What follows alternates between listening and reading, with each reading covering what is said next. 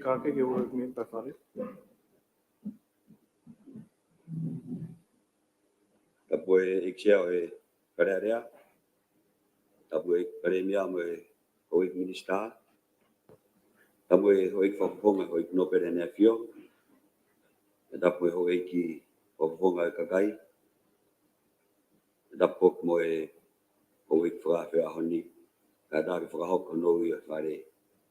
Ya honi ka ho prelol ono September wat ma fumatolo. Eksia o Pereira.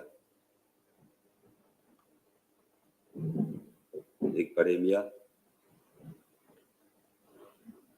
ik Tuan Peremia, ik mistaan penuang mai keluarga natua, ik mistaan mui, ik mistaan petawati meskalak ekonomika, ik mistaan dimuri matat mamata, ik mistaan ngawelalahi, ik mistaan ngowe metoboni mebatata. Ik mistaan ngawel fonwa. Ik mistaan panga me plan fonwa. Ik no perdi bagano. Ik no perdi la kepa. No perdi hangana. Ik no perdi nuku. Isalin haines prinis carnival fotofi. Evita fai bloca. Wila melang fasi. Natin tapuluelo. Nasake balueke.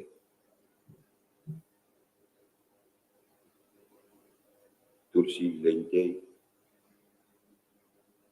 Olo piven pukal. Johnny Gretchen vaya tayon. Kaperia imiriton lan mata.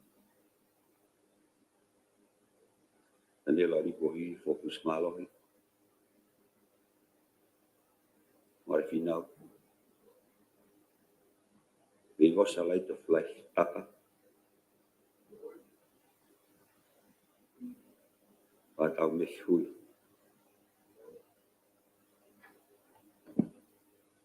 Siapa lagi tu orang umur. Lagi sama ui.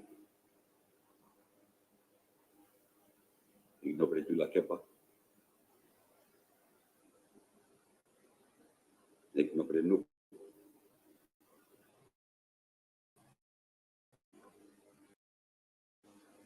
Tulsi irente.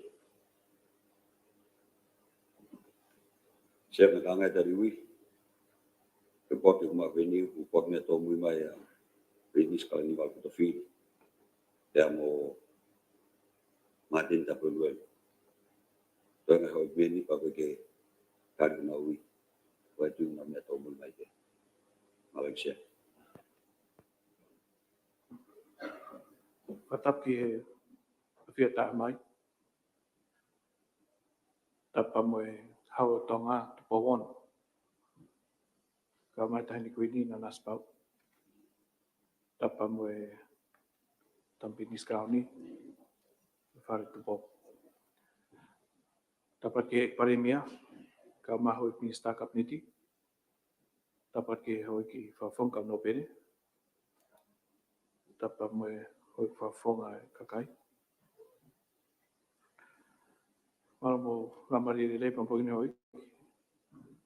Na tolo me whare me hong furu ane po. Ki hoko atu tau ngā we. Hape asnita.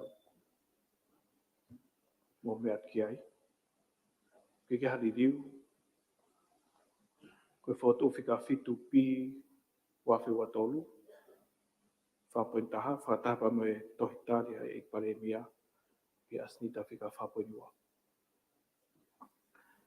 Tangipe koe tutoni na osparo ti patari he whare ane afi. E kamatanga ta whataha. E hoko atpe e whonga au e ki he whotu koe ni e ahon. Ai koe tau whataha pe me he hongfuru tok malolo te hawa. Pea me he hiri koe ni ai malolo ke ilo whata ho iki. Ta hoko at me he wā o tok tuki he wha. Pea ka whia mau.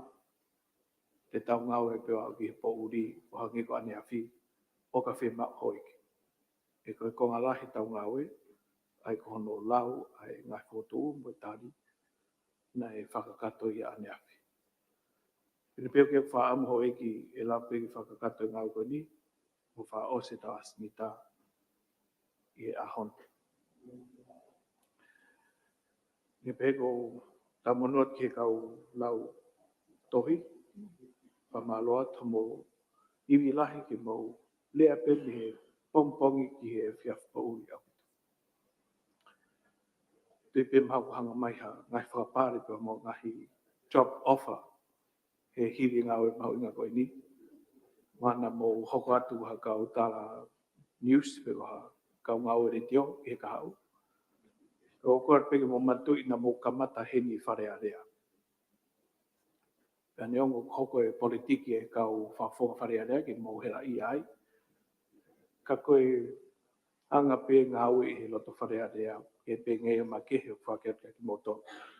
Koe mo whawhalara ki kau ngau whare area, maloho mo kātaki mo ngā malohi. E kiko ha mea si i hono sivi i mai ki whai pau e ngahi tohi koe ni kulau i whare area pa me tau ngahi tutuni. Ai ngau lahi ne whahoko ki mua. Pea toki mamata mai ka kai whanua ki he ola mo ngau e aina teke ki whakakato. Ke pe mea ke ko tokan ke he pampungini ho iki. Ko tuipe ko hi ko e mahu inga ai mahina ko September. Ki he hoi whawhine. Ko fie tomo a ave e ko talmonu ki he hoi whawhine ko tope.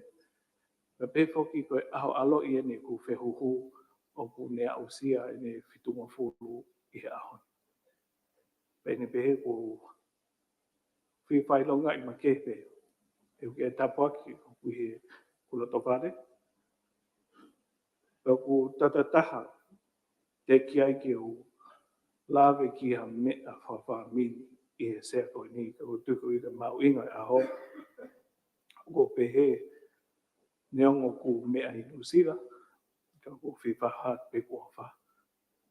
Ki ki ulawa ki o whawhiwhia e ne aho. Ka hui koe whatongia ki tuk na whanua. O ko hou nofua hen ki whakakato e tau ngā weho eki.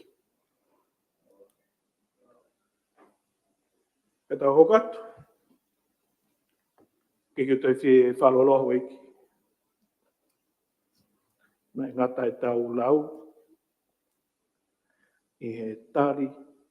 Magatunga whika tau nima. U kore atu. Tau hokatu. No lau me he pesi fitu wha. Ai fotu. Matunga tolono. Matunga tolono. Mamau e he pule anga ai kup ni mata kutsiu. Nima.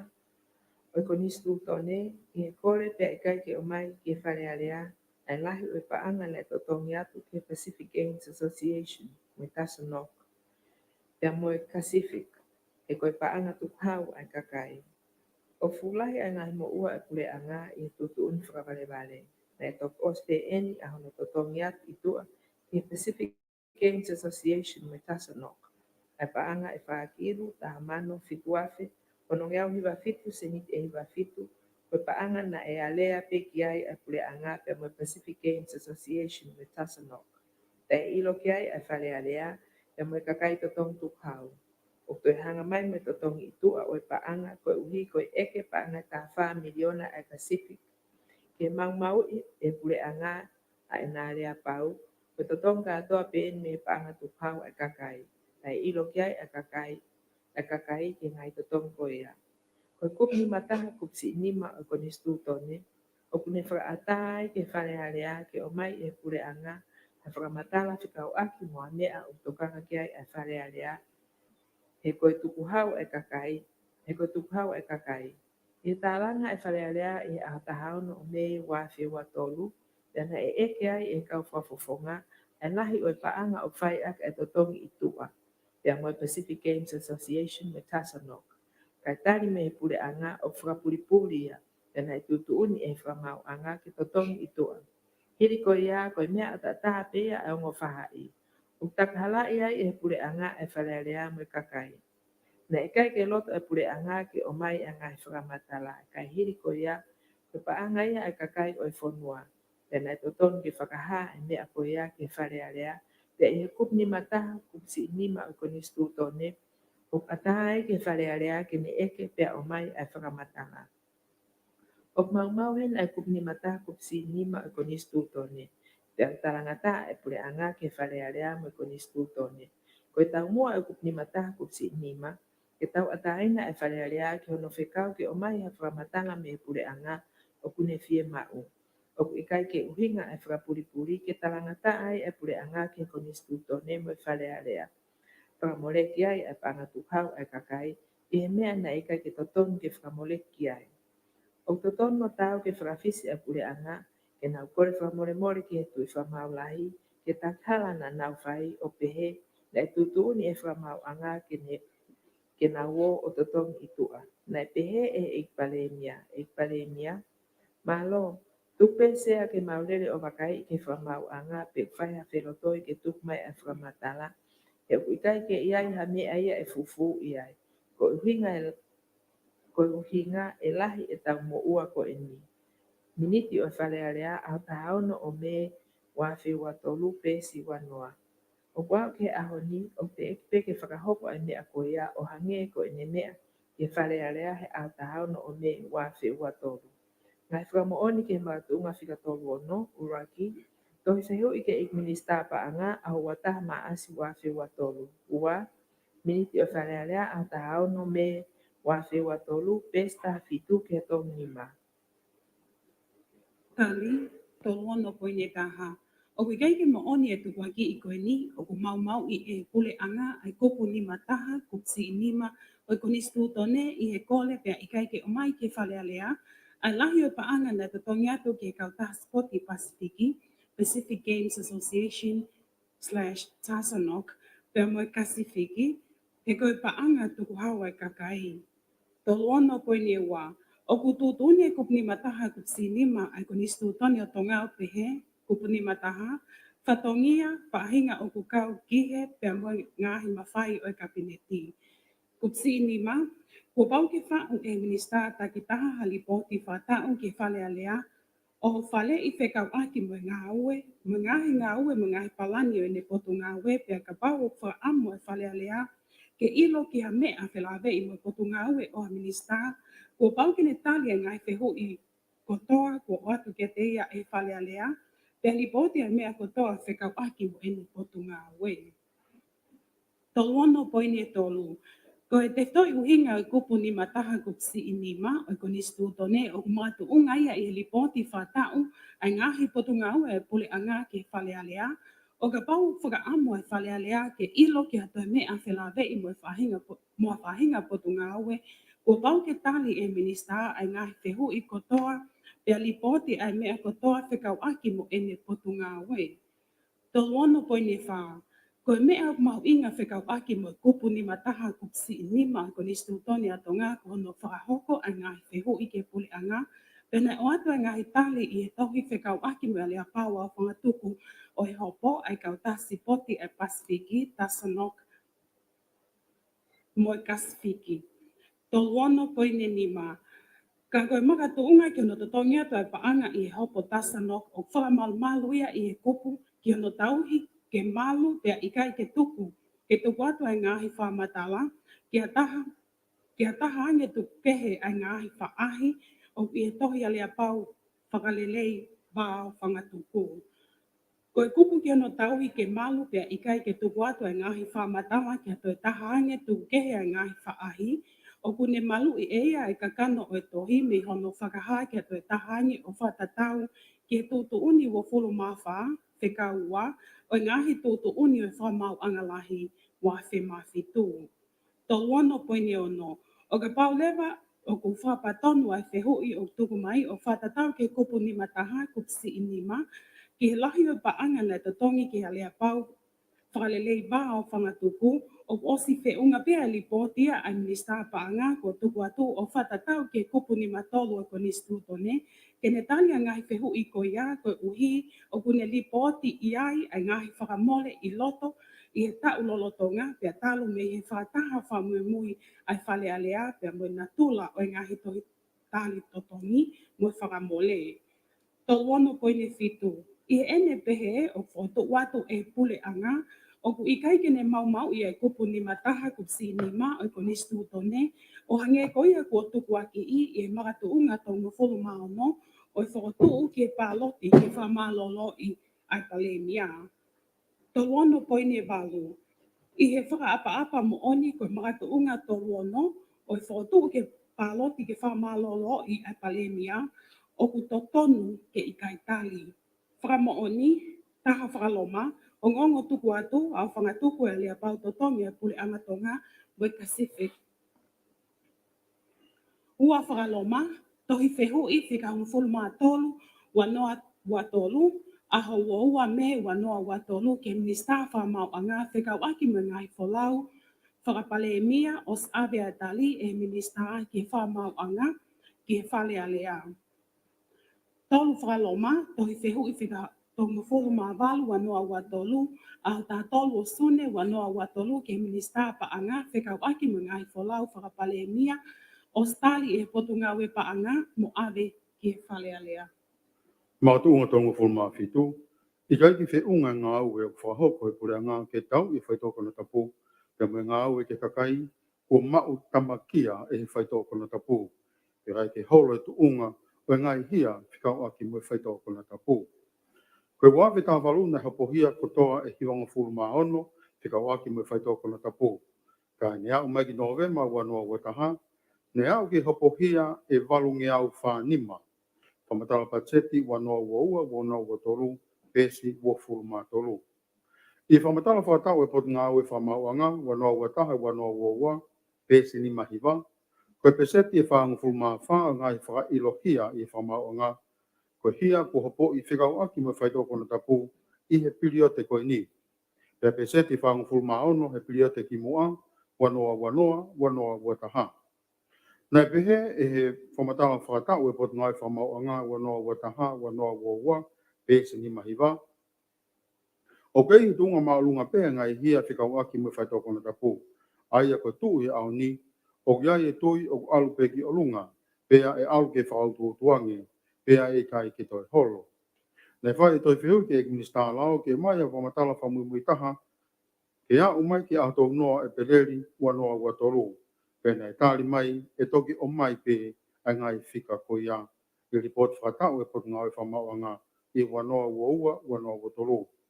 Ka wau ki a honi, o ku te ki peki o mai report ko ia ki e wharea rea. Toi whihui, ua me wanoa watolu, tohi tari, fitu sune wanoa watolu. O whaloroma e tarini, he koe whahinga whamatala peheni, kia mea mauhinga peheni, o te tonu mau pē, Ke taimi ko ia, ke ngāri o kumahuinga ki he whaitutu uni o e whaitokona tapu. Ka uikai ke sio pehe ai e ki minista, pe a yanga whewhe ai halaka ki mua ngā we, i e kai ke ilo e kakai me ngai kupu whikau aki, ai tu unga o guia e whaitia i he whaitokona tapu he taimi ni. Koe patseti wano wataha wano wana wahe iai ai paanga e 5 miliona. Komatara patseti wano watolu wano wafa pesi te amawalu. Pe whapasi he patseti wano ua wano watolu ai 7 miliona ke whahok ake ngā ue ke no tau i whaitokona tapu. Ai ke whasisi i ahono tu whaki, whasisi i hono whakaanga i, pe whakasisi i ai ngahi wesia. Programa patseti wano ua wano watolu pesi te au ni mawa. Koe programa patseti wano watolu wano wafa pesi te au no wa, o te wahe iai me 5 miliona ki he tau i whaitokona tapu. Whatau ke ekmista paanga i toi whihu i ke te ia, nei ha mene tari, neonga nei wahe i 7 miliona i he wano ua wano watolu. Koe hiwa kilu, wha mano, fitu wafe, fitu ngiau, hiwa tolu, selite hiwa fitu pe, nei whamore ki. Ka ke mea ngā ue me nau pe ia ke pot ngai polisi, pot ngai prisone, pe pot ngai customu. E langa o fiso o ke prisone, me ngai whamore ke he pe. Toi whihui, ka nima maasi wano watolu, tohi tari, wa nima me wano watolu. O kai lewa ke mahino, e nai ngai ake toi ngai 7 miliona ki he ha. O kuri ake lewa ai tokanga, ke whai ngā ue ki he whaakeake ki nau tolu o ku mau tamakia. Pea me ngā kolo, ke malu ki nau tolu me he whaitokona tapu. Ko wiko tu unga o guiai ai whaihia whikau aki me whaitokona tapu, a hoa ke paanga ku awe ke whahoko ake ngā ue. O ikai lewa ke iai haola le ia, pea ikai ke au ngai fu whaumore lahi e paanga patseti i he tau i o whaitokona tapu. Koe whasisi hono tu whaki whaitokona tapu o pehe whamatala patseti wano ua wano watolu pesi wafa o kukau e whasisi o e whaihala mo tu whaki o paanga uri pea kukau e whasisi i ngahi wesia o e whaito o whakake ake mohono whakalere i. O ikai ke ha mai me he whamatala patseti wano ua wano watolu pe koe whamatala patseti wano watolu wano wafa hanga au ke whahoko hanga tonu ki ngai mea o kuhai o runga. Te kunofu e palani ngā ue ia, ke whakalere i o ngā ue me nau e pot ngai prisone me pot ngai tamatea fi, whamatala patseti wano watolu, wano wafa, pesi te au mawalu. O ki kai ke ha mai me he ripoti whakatau e attention ngare wano wataha, wano wawa, pe koe ripoti whakatau e pot ngai whamauanga, wano wataha, wano wawa, ko puke mai whailo ki nau tolo na pakimua i hono hu mai, pe ngahi whanua e whaitokana tapu, tau te whito ki IC. E ko ki nau tolo o tupunga me ai ahono tu whaki. Iene pehe, e ke la vai a whasisi i ahono ngai aki. I e taim tau, o ki kai peha ha mai, me he ngahi ripoti a ten senyare me put ngai whamauanga, ko puke mai ki nau tolo, o ku nau mau e paanga uri, me he tu whakia tu whaitokana tapu. E ko ki nau tolu nau whakai ai hono tu whakia tu, ake ngai ake paanga uri, pia mo nau whapaanga ake ngai ngā ue tai whakalao, hange koia koe totongi whakafufu e kau mau mawhai. O mai ake e mea tau tai whakalao, whatau ake ngai koloa mahu ingalalahi, whakai ai, ai ngahi tō onga whi au ake me tō tupu me whanau, o ku kei tau si i, pia me ngahi mea pehe. O ki kai peke ha, i whamatala patseti wano ua wano watolu, pe ke whamatala patseti wano watolu wano wawa, hapala nia ki whotua senta mawahe ki he whakaake ake Rehabilitation Center. I ake ake nau tolu o kum mau tamakia e whaitokona tapu, mua kau ngā ue to tonu ki ai, ke nau kau ki ngai programa whakaake ake. O ku ngata pea ngahi ngā ue ia hono ave ki waa wharere a tamai e whalemā ki waiola, pe koe ave ki he plisone ua tori. I kai ngata ai o ki kai ha mai me he whamatala patseti wano ua wano watolu, ka me whamatala patseti wano watolu wano wafa. Uloa ki, o ki ai hangai programa whiunga ki ngai wāhenga me ngai kolo, ki he malu e kakai, tau te whito ki tau tupu me he whaitokana tapu. Ua, O te kiai ke whakakau ki he silapa ako, pe iai hangai programa whiunga ki ngai ako anga, neongo o iai pe ngahi NGO, me ngai siasi o nau whakarere whanki programa i eki ki he tō tupu. Ko tunga rewa ko ia, ko ngai uhingai o lunga, o iai e pe ke holo e whaihia ku hopo i, ko uhinga ko e whaitokana tapu. Pea he ko hoko tai pe, a hono tu whaki mo ngai aki, pe kai lawa ke whasi si e wesia kakai e whaitokana tapu. Ko hui o wikai ha senta whakake ake Rehabilitation Center, ke i loa e tō lahi to tonu o ki nau tolu, ai o kumau tamaki e whaitokana tapu. E lahi e peme ngai whaihia ki he ko hi, koe hawala ki nau tolu, o kumau tamaki a, kai i kai hanga aue, e mau hapaanga, e whatau ake whaitokana tapu.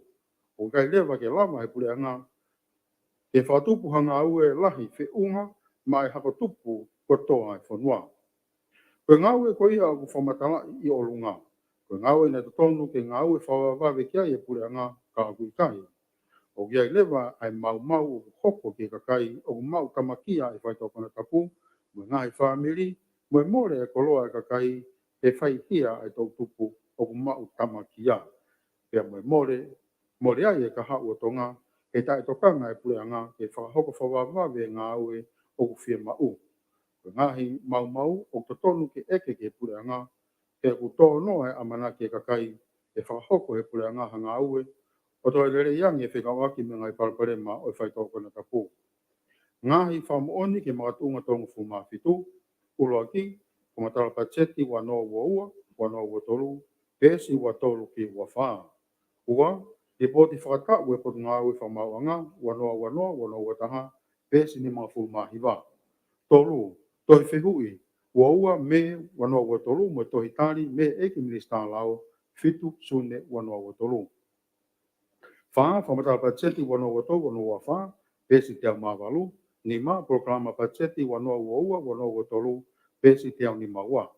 Ono, programa pacheti wanoa ua tolu, wanoa ua wha, pesi te au wanoa, fitu, tohi whihui, kahanima maasi, wanoa ua tolu, mo tari mehe minister paanga, wanima me wanoa ua tolu. Tari, tolfit pun taha. Untuk ingata e budanga i no tau i e whaito te whalao.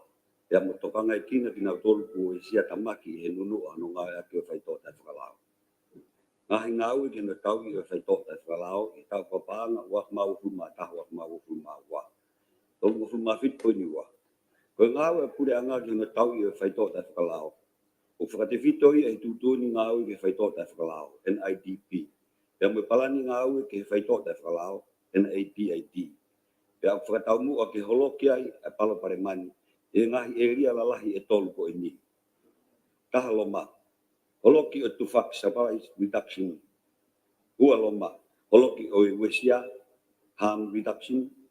Ya, loma tolu, holoki o firmau demand reduction. Tofit pun tolu, nai wahai e pure anga e pacheti, ai baanga e 5 milion na tino tau i o whaito te whalao, IDRF. Ke tau whapaanga wak mau fulma taha, wak mau fulma ua.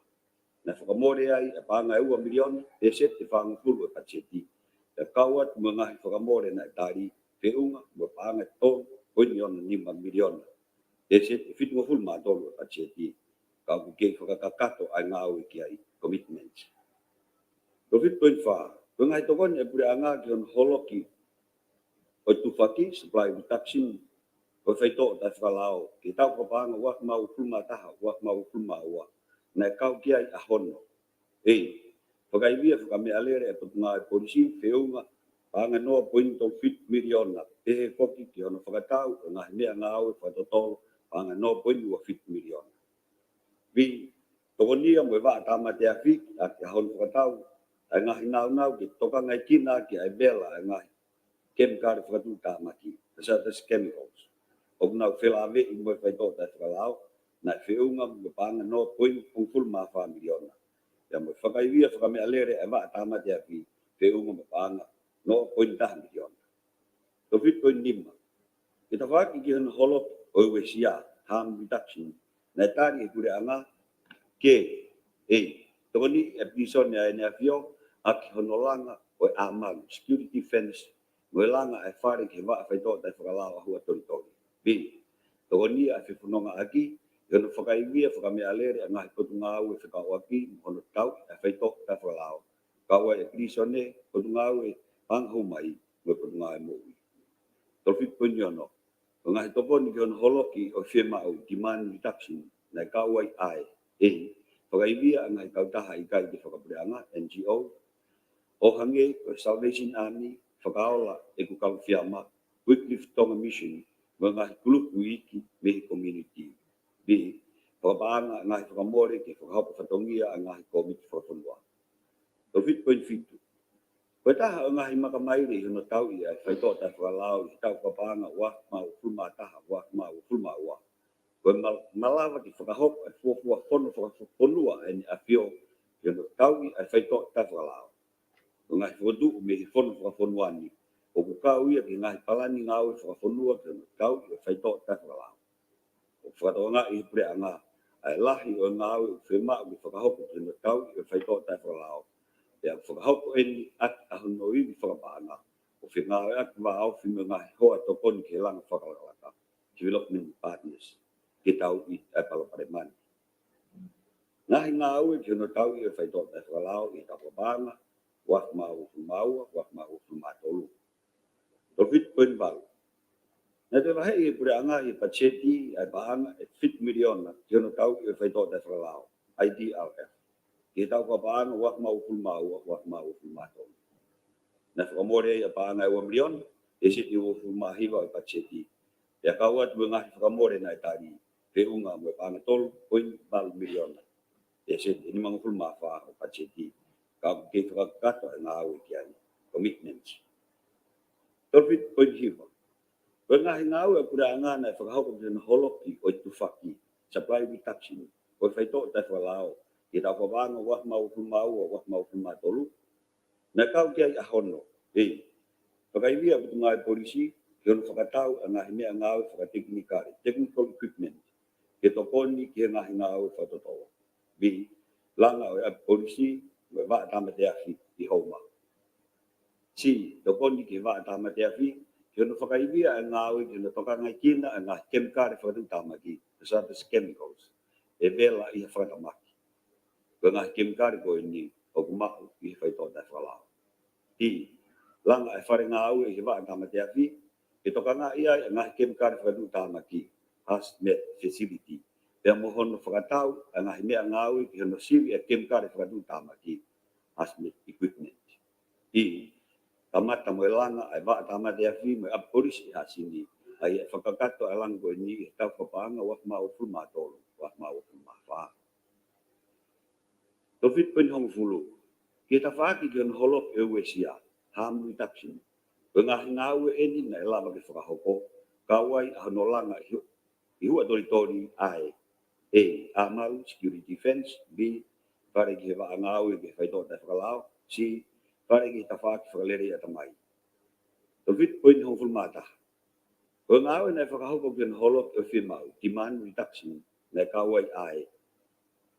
A, tokoni ki dare to dream, D2D, ke langa e ngahi whare, bungalows, ke tokoni ai e kakai o whakafok mai me muri, within this space. Tong fulma fitu poin hong fulma awa. Okay, hoko atu pe e ngāu whakataha e pure anga mo ngahi kup whelabi. Ngahi patu ngāi pure anga, ngahi kautaha i kai ki whakapure anga, siasi mo community. Ki hono whakaiwia a ngahi ngāu e ki hono tau e palaparema o whaito tai whakalao. Ki holok e tufaki, supply reduction. Holok e wesia, harm reduction. Pea mo holok e whimau, demand reduction. Tofit poin hong fulma tō. E malawa o whakahoko e kotu ngāu e tānak pānga hou mai me tute. Ai ngahi ngāu e ke ausia e tau mua ngāu e i area mahu inga. Taha. Tutun ngāu e whakasisi e tufak whakautukonua o e whaito tai whakalao. Ngahi ngāu e ko lawa i wak mau fulma taha o fulma awa, ki he wak mau fulma awa o fulma tolu. Tofit poin hong fulma wha. Whakasisi e tufaki o e whakata e whaito tai whakalao. Ngāu e tuki mua mahu inga. Kata fotu ai polokalama koe asikiuta. Ke tokoni ki whakakalaka koe malu e kau a whanua. Na lava lelei no futu kakato ai polo kalamani i February wa ma ufulma dolu i tonga tapu. Pe teu ke hopat a ngā ue ki office i wamau i o katopa wa ma ufulma dolu. Bi ngā ue mga tup whakawaki o toka ngai kina whakalakalaka ke langa hake ai polo kalama lorotong ngā ue at mai e kuri whatatolo PDDP Pacific Detector Dog Program. Ya sia ngā whiema ue kau a whanua. Na kawat e put ngā ue ke no polo kalama ako i o kuri whatatolo i February wa ma ufulma dolu. Pena iku nai i hataha o kau ofisa ai ako ki tokanga i o kuri whatatolo. Na maure vai put ngā ue na kōpua kuri whatatolo i me wa ma ufulma dolu. Na whakahop aere a pau ka mo polis New Zealand, mo custom New Zealand. E ahong fulu awas wa ma ufulma dolu. E whapapau i o kulele rere i pe a ngā ue. Si, langa hake e wā ngā ue o Unity kei hiwa ai polis tonga ka mo customu. Te whakasisi e humai e whaito tai whakalao ki whanua. Loma taha, i hofua tu uta ulaki timi ka hiwa ai customu. O silawa o whakahoko a ngahi ngā ue whakataha i ngahi au a whanua e mo unit ka hiwa ai polis tonga. Loma ua. Pe ofisi ai timi ka hiwa ai customu e mo unity ka hiwa ai polis tonga o mutu uia ai polis longolong. Loma tolu. O ola lele o ngā ue whakataha e potu ngā ue tuphau me tute mo polis tonga na ha mai i hono ma mo puke ai ice trucks. Whakafuafua ke kilo e taha ono lahi. Na fufu i mai i ngahi container o buanga maheni ke whaoai ai pauta fo i e peleni wa mau fulmato. Di, fotu o ngahi misi ni sivi uta ke tokoni ke no sivi o ngahi uta. Loma taha, fotu o misi ni sivi uta i waf kunsalo te. Loma ua, whakalere i ngahi a misi ni sivi uta lolo tonga. Loma tolu, misi ni sivi uta e ua ko os fotu i tawhati tari anga o kau pase se whalau mai i mla wakapuna. Whakamaha pure anga i kua motu. Loma wha, misi ni sivi uta e tahana e fotu i tawhati sivi uta e kastomu. I mla wakapuna whakamaha pure anga i kua motu. I ono sivi o ngā hiuta o whakapolau mai i wakapuna.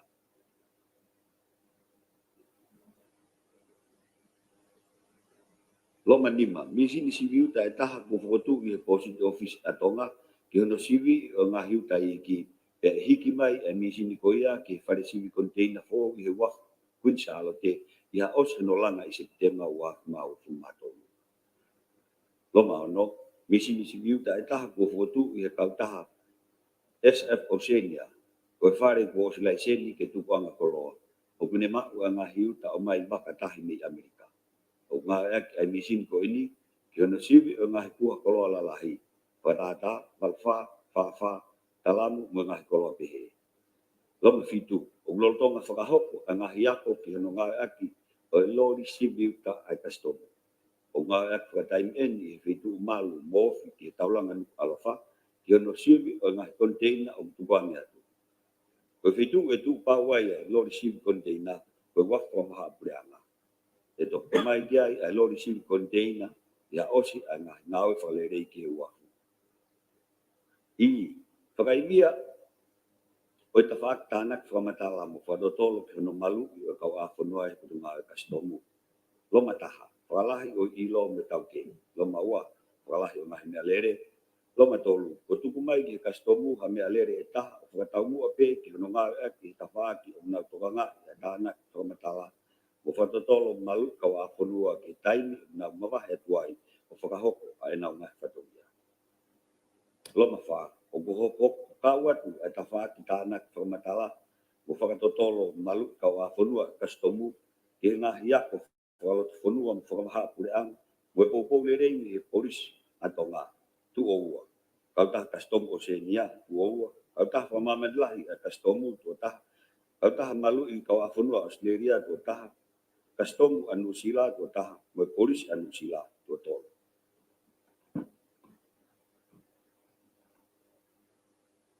Luaki, koe takimua, mahu inga.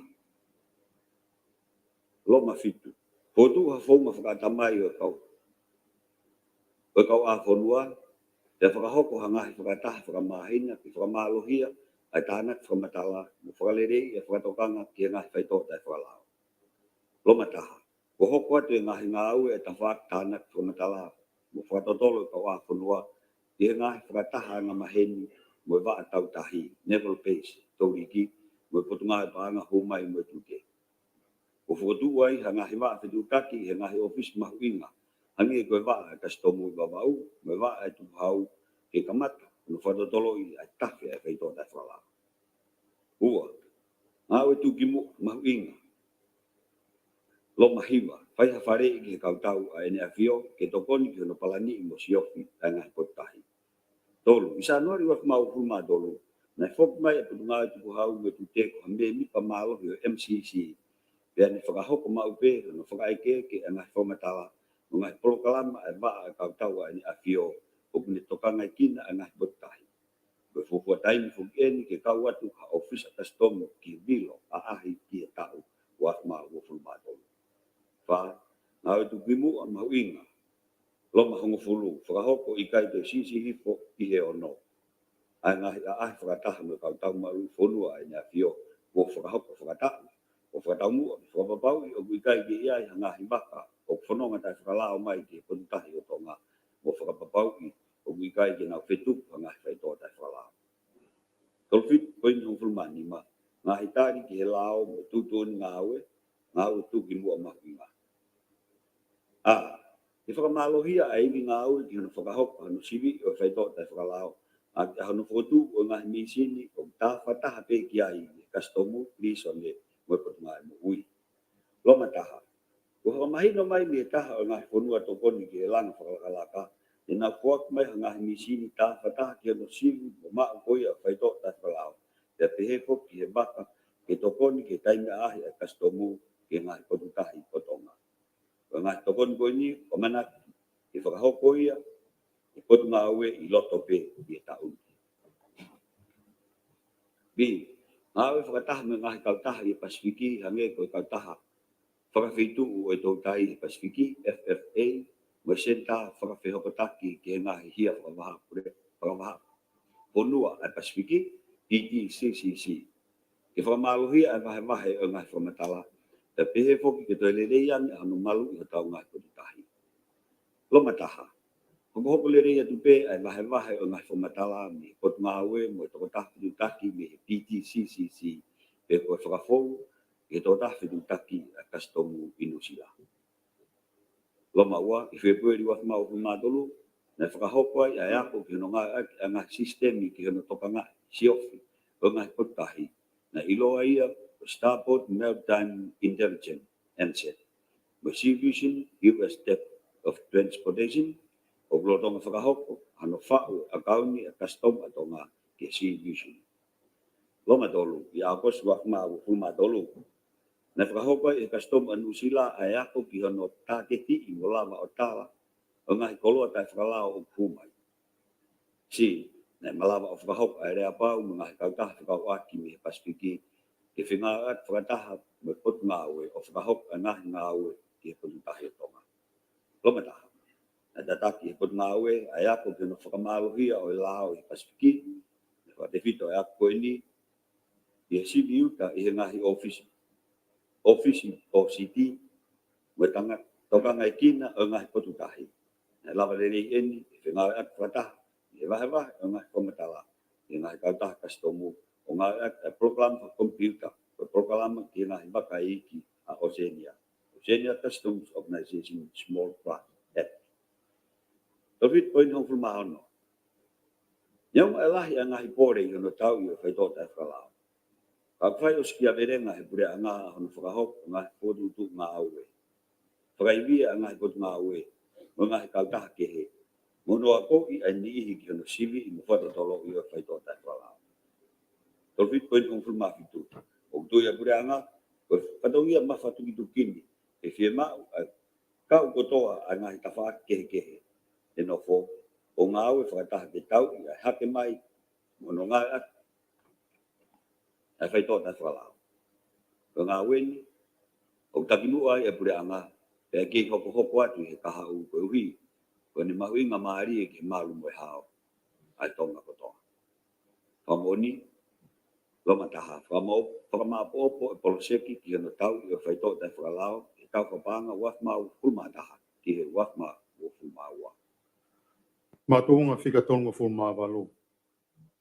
Nei tai tokanga lahi e pure ngā ki ona whatongia, ki whakapau i a malu moe hao e kakai, ki mua pe a pā, ai mo unga awhi, hunga tonga hunga hapai, i a taha nima sa anuari wanoa wawa. O morea e koloa e kakai, he ngai whetu na uwesia i tonga tampu, hapai, pea mo eua, pea ke tuku hausia, pea e toko lahi o a umai a honi. O tonga maina o tisema wanoa ua taha, na mo ui, ai mo unga awhi, hunga tonga hunga hapai, o ha mai hono māma. E a whalai te taha whaa sa anuari wanoa wawa, na whakamama wha i mai ai e waa wakai matangi. Ai whatokanga ki e hoko pe au kula, pesi Facebook, ai waa wakai matangi. I taimi taha ua tō unua PM, na e wha ai e whatokanga ko ia, pesi Facebook, pot ngau e koloa whaina tula. Na whoke kakai o whakahoko e nau ngau e anga mahini. Kei hiri ko ia, na osi whatokanga mai pe pot ngai marini, o hange ko ia o kuha he ripoti whakatau e pot ngaue, ngahi ngaue lalahi, wanoa ua taha wanoa ua, pesi, walu, o pehe, na ikai ke no molo e ngai ripoti ki e tūkunga o e tahi, i a whalai te taha whaa sa anuari, wanoa ua. I taimi ni maa ua fitu PM pe hoko ki ai, a tōna ki taha nima o sa anuari wanoa ua, na e pā ai mo unga awhi, a hunga tonga unga pai o wesia lahi e kakai o tonga tapu, ha pai pe mo eua, e pea ukula na ne whakatupu o mōre ai o na ngai nofo anga mo e koloa. Na ose miniti e wanoa mi he pā mo unga awhi, pe toki whakamafola he ni maa wha fitu PM pe ofki ai, ke ilo e kakai e mea kuhoko. I pot whatau e pot ngai whamatala ia, mo anga iwi, mo anga whamatala, toka ngai tina ngai whatamaki, atakai, whetu utaki, wheliri wake ea, wanoa wataha wanoa ua, pesi i wafitu. Pe kai ke rea ngai mea whakaango reo lahi whatokanga pe au kula, siren. Nē kai whoke whakahoko a ngahi ako, pe a whakaanganga, rotonga o mo uie mo ngā whi, me i he waha o Novema wanoa wataha, ki sa anuari wanoa ua. Pe ka pau, nā koha hoko ai whakatamakini, i rotonga e po uri, nai lahi au pito ai mate. Nai whaololo mai me ani e nai puputu e kakai he mea nai hoko, pe nai whonu tuu e ngahi hala i ngahi mea lere, hange e ko nuku alofa ko e hola ki mataki e ua. O nuku alofa u tuu he whetu maulalo, e o toho tolu mano tupu e kakai o kunofu ai, pea e wheteke teke i ha hola. Nai hola to lahi me nuku alofa, kāna i kai ke nau ilo o kulawa peke nau hola mai i he whetu u halalewa, ko e tupunga pe eni me he i kai ke whakahoko le rei e pura anga, ke ilo he kakai o e whetu umawhanga ki mua. Nei kai ke lawa ke mapure i rei eni, ko hihe nei kai ke whakakaukau e pura anga ia, ke whai ha teu hola me nuka lofa, rotonga mo ui e mo ngā whi, pea ke futa tokanga lahi ia. Ke futa tokanga lahi eni, ai kai ke whakapau i ai mea whakaungo reo lahi, whatokanga pea kula, siren, o ku ngā ue maupe. Nei mo ui e mo ngā whi, pe nei kai ke totonu ke tuku noa i, kai whai e teu lahi i e ako whakaanganga ke whai, tesi pa moe mea whakaungo reo lahi whatokanga pea kula o ngā ue, ai siren, pea whekau e kakai ke nau teu ki a hola, ki a ngai wheitu umaalunga, o ka pau e au ke tuunga e pehe. Nei lahi pe tai mea ki mua ko vitahi wā ki whai ai e ngā ue, ki whakapau i ai mo ui, ai mea ngā ue koe ni. Koe whatongia mua mo mamawhataha o apure anga koe ne tokanga mo whai whatongia whakatawi sipi. Nei kai ke tokanga whiunga e pure anga ke whakapau i ai haa mo e mau e kakai, rotonga e piriote mo ui, mo e pā ai mo ngāwhi, hunga tonga hunga hapai. Koe hia mamawhai e tā tokanga ki e haa mo e mau e kakai. Ka iai hapure anga e tā tokanga i e teu hoko whatamaki, na totonu te nau whakawhisi, he mea nai hoko. O kai koa mea ia o totonu ke makataki, ko hui o whatu tāmaki ke hokot hapure anga o tā tokanga, ko hui koe malu moe hawa kakai, he o tōno no ia ai. Ngai whamoni ki mātu unga tolwalu, uloa ki, whatokanga pea kula, Facebooka, wa wa matangi ta fa sanuari wano wa ua fatonga pe kula page Facebook a potnga ko fa natura ta fa me ta ni masanuari wano wa tolu ipoti fata potnga ngala lahi wano wa ta wano wa pesi balmo fu ma balu fa ipot fata potnga fa matanga ya mau ngai vi mau fa matanga to ngaki na fa tamaki atakai petu taki priliwa ke ya wano wa ta wano wa pesi kiwang fu ma fitu Tadi, tolwal pintaha. O ko lere ya tupe e whakau whatongia kure anga, e whakapapau o kumalu ai mo ui hatau pakai me ngai whatamaki whakai natula. Koe natula hama teu ki whatamaki. O makatunga ia e whatamaki ko se hoko. Tena rekod i hakau sa nisi, te lava ki whai me ai ngah yako, te whatu me ai ngah palani ko teu ki hakai me toi hoko ai. Tolwal pinniua. E whakatamaki ahong fulmani masanuari wah mau fulmaua. Na ikai peha sa enis matao-tao i foi kolopena ne lava ke tala. E malava ke whakatupu a pea pula maalo ma olunga. Me haki mo ngafi reke reka i he lalo tahi. Na te eki ke hopo ha mea peheni i foi kolope. Ke la uilo kia i kau sa enis a mamani. Pea ke hike historia. Pea ke whai mea i haako. Pea ke whai whotu toka teu ki whakatamaki peheni. I ane hopo mai. Ka neongo a te eki ke iai whakatamaki peheni. Iono natula, na ke whakakato lere i pe, pure anga, ahono whatongia, ki hono malu, ai mo ui, ai kakai. Tolwal, koen tolu. Koe whakatamaki aho fulmani ma sanuari wak mau fulmaua.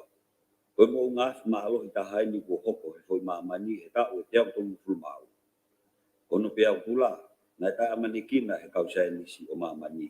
Ea ke maalo, he ma olunga ko mita wo fulmau. Koe natula e whakatamaki o whihangahanga ia mo elahi o mo uina e more. Tolwal pun wha. Koe more e mo ui o pune fua ai mateu ai pure anga ki hono whatongia koe malu ai kakai me whakatamaki whakai natula. Koe ola ai ngau ai pure anga ki he malu ai mo ui ai kakai. O kukei whakatautalu ai ngahi whanua mamani pena ianga whewhe. Te taulava pe ke lau koe mea whakaofo ia ai tau hao mai. Koe tau pehe. Koe ngau ko toa pe nai whai he pure anga ki mua e ahong fulmani ma sanuari wak mau fulmaua na iku ke hawhia ai mo ui o tau pakai.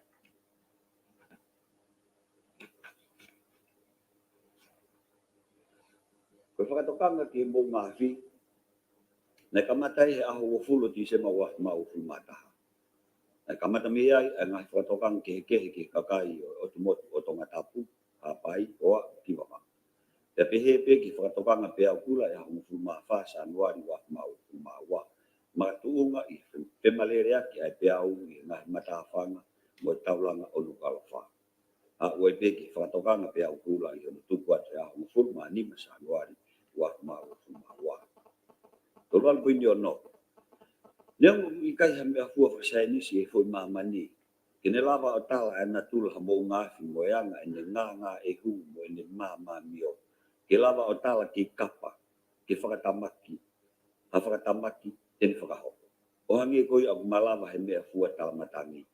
Nei ke malava be ke whakakato a whatongia whakatokanga ai pureanga. Tolwal puni fitu. Koe ola ngahi whakatokanga tō mua ai pureanga, he me mahine e taha ki mua pe toki hoko ai pea ukula e ahu manima. Sanuari, wak mau fulmato.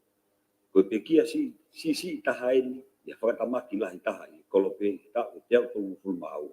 Mo e teau kula mita e wo fulmau hano mau. Tolwal poin balu. O laka hake tau e hongo fulu tau ni e peau kula ni hake i nio tok tapu e tau wak mahi ba. Ai hoko ai whakatamaki koe peau kula e tokanga i kina e kolokalama ngāwe ki tua. Ai potu ngāwe mete ki. Ke ano whakailo he tau kakai. Whakawai whanua, whakawahe ngā, mo whakakolo.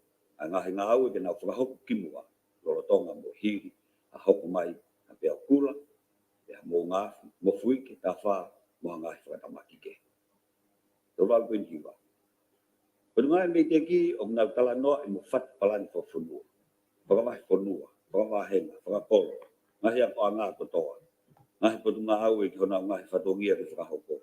toka teu me whakaakea ke me whakatamaki, hange koe pā e mō ngā whi pe kua pia pū.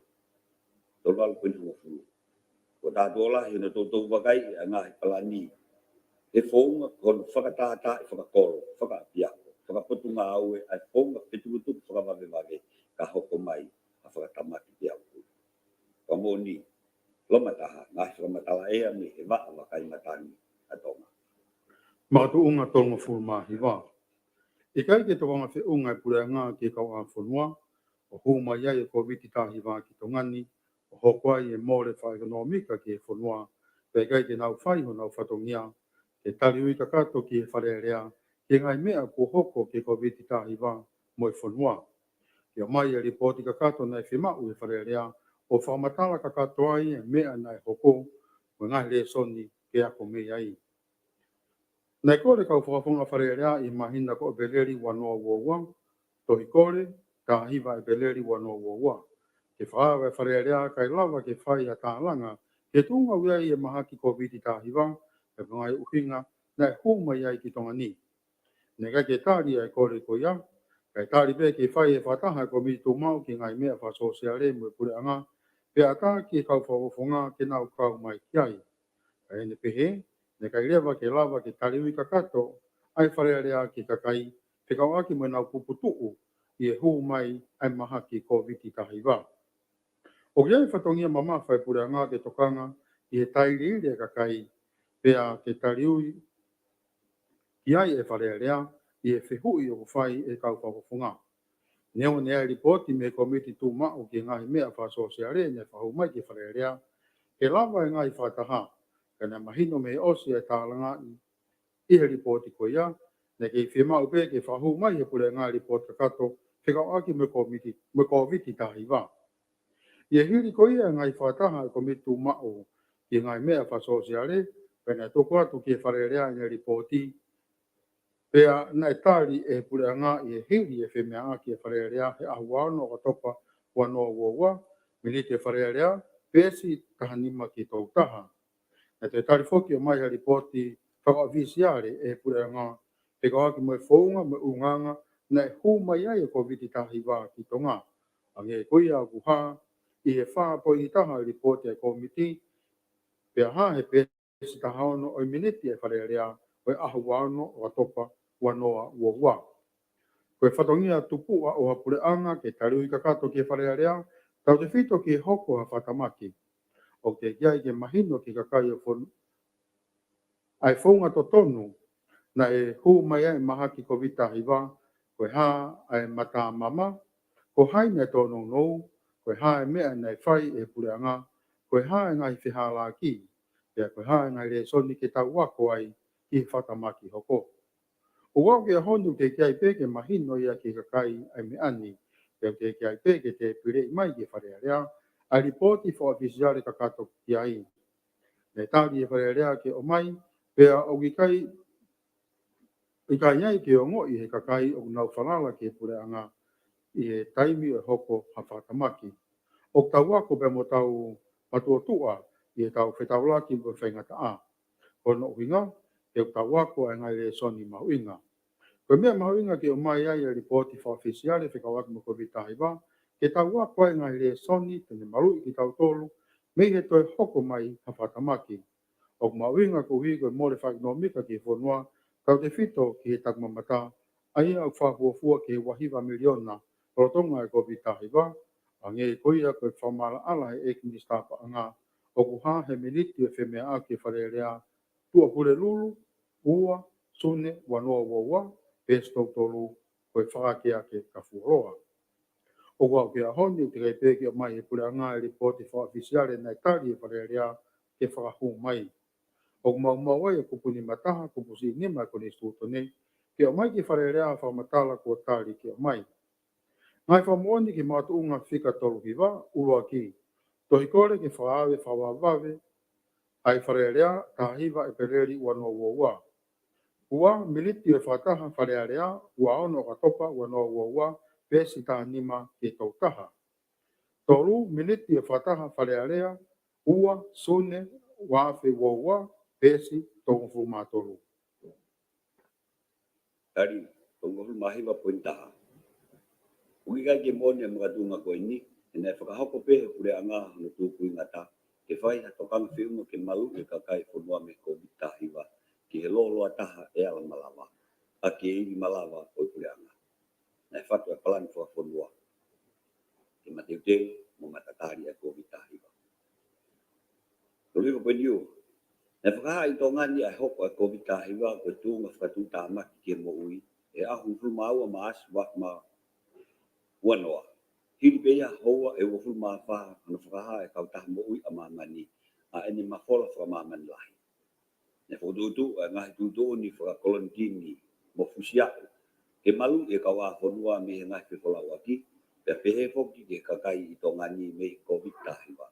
Whakatatau ke whare i ke whiwhala waki ki ka ua o e aton o Februari uafe wanoa. Toliwa pendolo. Na malawa lere i pure anga mo kakai e whanua whengawe aki. Ke whakakakato lere i hana whatongia ke malu e kakai e whanua. Mo matua ki e ongo whakatamaki e ua. Na me hoko mai he me tainga tau.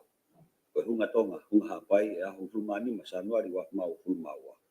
Mo e fufua iloi ai ongo case COVID ka hiwa me he ahu. Urak Februari wak mau mo fulmaua. Na nakamata e hoko mai e COVID ka hiwa i tongani. Tui poin wha. Na whakahokore wa e whikumi. Ke sipi a kina tolu kotoa na e whio i wa ofi moengo urak case e wa. Kawai a hana whamiri. Kau ngā ue sia si mo kolo. Na whakahoko putu ngā e mo ui, wa ngahi ngā ue anga maheni. Whatatau ki ngahi tuturi ngā ue o COVID tahi. I ola ngahi whatatolo. Na ia ipe angai. Whakao whiofi. Ngari na whaumai a vailasi ke kawa whanua i tahi. Makatu ngai he puke a on keisi. Whakahoko whatongia lai ne mua i tahi. Kana te eki ke ia i whakamoni pau kia. Nā mui pau pē, putu ngā e mo ui, ngā tūtoni ngā au e whakawaki, no waka patoa pē, nā tū tamai i o tau kawa whanua. Koe taimi whangata whagia nia, i e whitu taki, iri e puna e mō ngāwhi, kunga tonga, kunga hapai, mo e tō mai a tsunami. Tōruiwa pui nima. Taupe me he kamataanga o e toka teo ki COVID tahiwa. Nā lere hoko mai ai pē, a tala i whare mo e whare i ke kakai o whanua ki COVID tahiwa.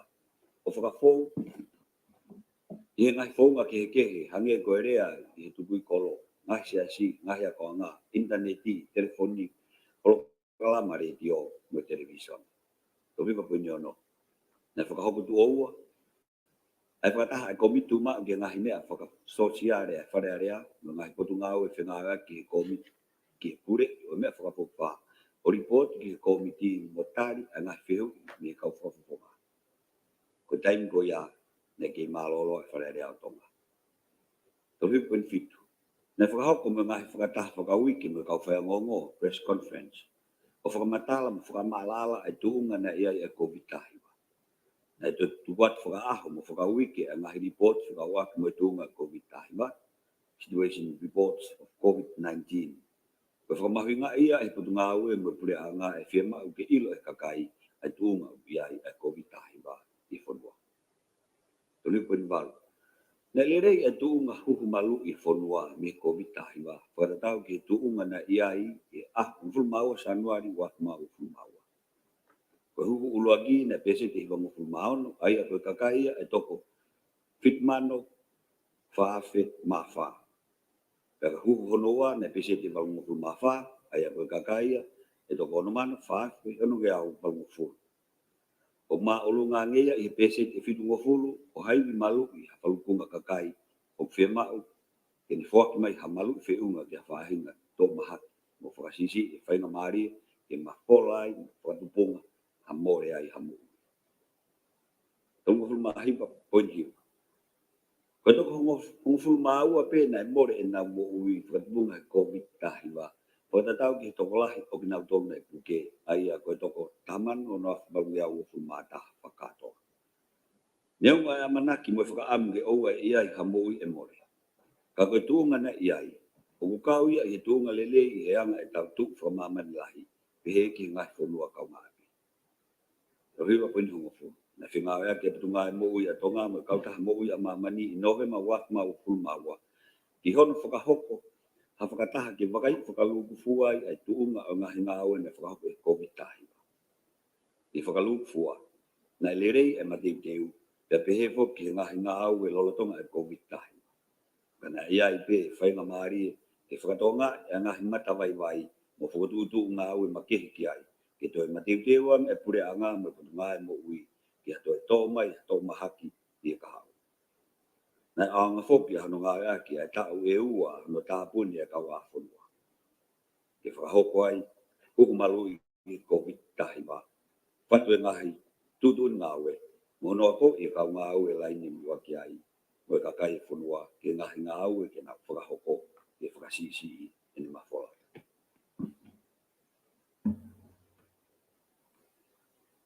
Tohiwa poini hong whulmataha. Te kātu mo ue sia ai tūnga whakaekonomika e whunua mga tūnga i COVID tahi wā. Patatau ki he report e kau taha pāna whakamaha puranga, International Monetary Fund, IMF, i e peleri wā mā ufuru mātaha. Nei ue sia kotoa e ngai whunua mā mani e COVID tahi wā. Nei e kaunga tonu ki heni e ngai whakataputapui ki whewhanong aki mo whewhalawaki. Tohiwa poini hong whuru māua. Koe taha whoki o ngāwe mahu inga mo maftutuki he malu i o tonga me he COVID tahi wā kono malu i o kau wā whunua. Tohiwa poini hong whuru mātolu, na whakahakole rei pe mo to tonu e patu ngāwe pāanga hou mai ma tu te no whatongia o whakatongia aki e he lao ke no malu e whunua mi he ngahi koloa o whakataputapui e he lao o kauai e ngāwe ne whakahoko i taimi na hoko mai ai na COVID tahiwa. Tohiwa poini hong whuru māwha. Ko taimi na hoko mai ai COVID tahiwa na mahino no tāpuni e malai wakapuna o whatatau pe ke tūtūni na whakahoko mai me kureanga. Koe whalau wakapuna pēna, whakawhok mai ai whatau kāinga me muri, nei ngāwe ki ai e putu ngāwe pāanga hou mai mo tute.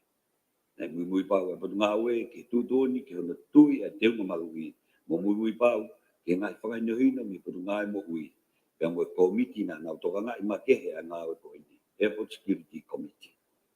Koe kau pāsese, nei awe ki nau tolu o tau whakataimi ke ngai no whoanga, na steu e pureanga. Ko ngai hiuta nei hou mai, nei mui pau pe ke taimi na tutun mai o tungai mo ui ke tuku mo tau ki malai wakapuna ki mu a peto ave ke ngai fitu o mai ki ai. Nei kau whoki ai mo ngai pepuna aki makehe me ngai whanua kau ngā api mo ngai whanua kehe na nau tokon mai a ngai nau ke kau whanua lolotonga taimi o COVID tahiwa ai nei osmahau pe ono tutun ki ai. Tohiwa poini ho fulmanima. Koe mea tatau pēna e whakahopo i wafu, ki ona toka ngai a ngā hiuta nei hu mai mi he taimi ko ini. Nei mui pau pē e potu ngā oe, he ngāhi tūtūoni ko ini me he committee, Maritime Security Committee. O ne toka ngai a ngā oe ki he wafu, e mo whakainohino mo whare i mi he potu ngā oe mo ui, he whaunga ngā oe da tonu ki hono malu e whanua me COVID tahiwa. Wange koe whaunga ngā oe ki hono whakaata o ngāhi waka, clearance of vessels. Na whengawa e wāo whieni, ai potu ngāo e whelala vehi, mo ngai kau taha waka. O whatatau, ki e tutuuni, i potu ngāo e mo ui. O kāwai pē mo tutuuni ki he ngahi utana e tuu tamai ki he whanua. O tatau pē i nuku alofa, mo hawa. Pena e whakahopa ai pē, potu ngāo e mo ui, hono siwi whakaui ke a kau ngāo e, ke mahino ai tūnga COVID tahiwa. Tako ki nau tolu na e mo ua i COVID tahiwa. Na whakahoko rewa ki ai e tūtūni me putu ngā e mo ui ki nau mālolo me ngāwe o tatau pehi malai wakapuna moa. Tohiwa poini hong fulu maoni. Ko ngāwe ki no malu i ho tau putu tahi me whihu aki ai ngahi waka, e mo ngahi o te. Na whengawe ki wāo whiai e putu ngā e pānga hou mai mo tute, mo e wā tau tahi e kau tau ai nea whio, tau riki Navy Base.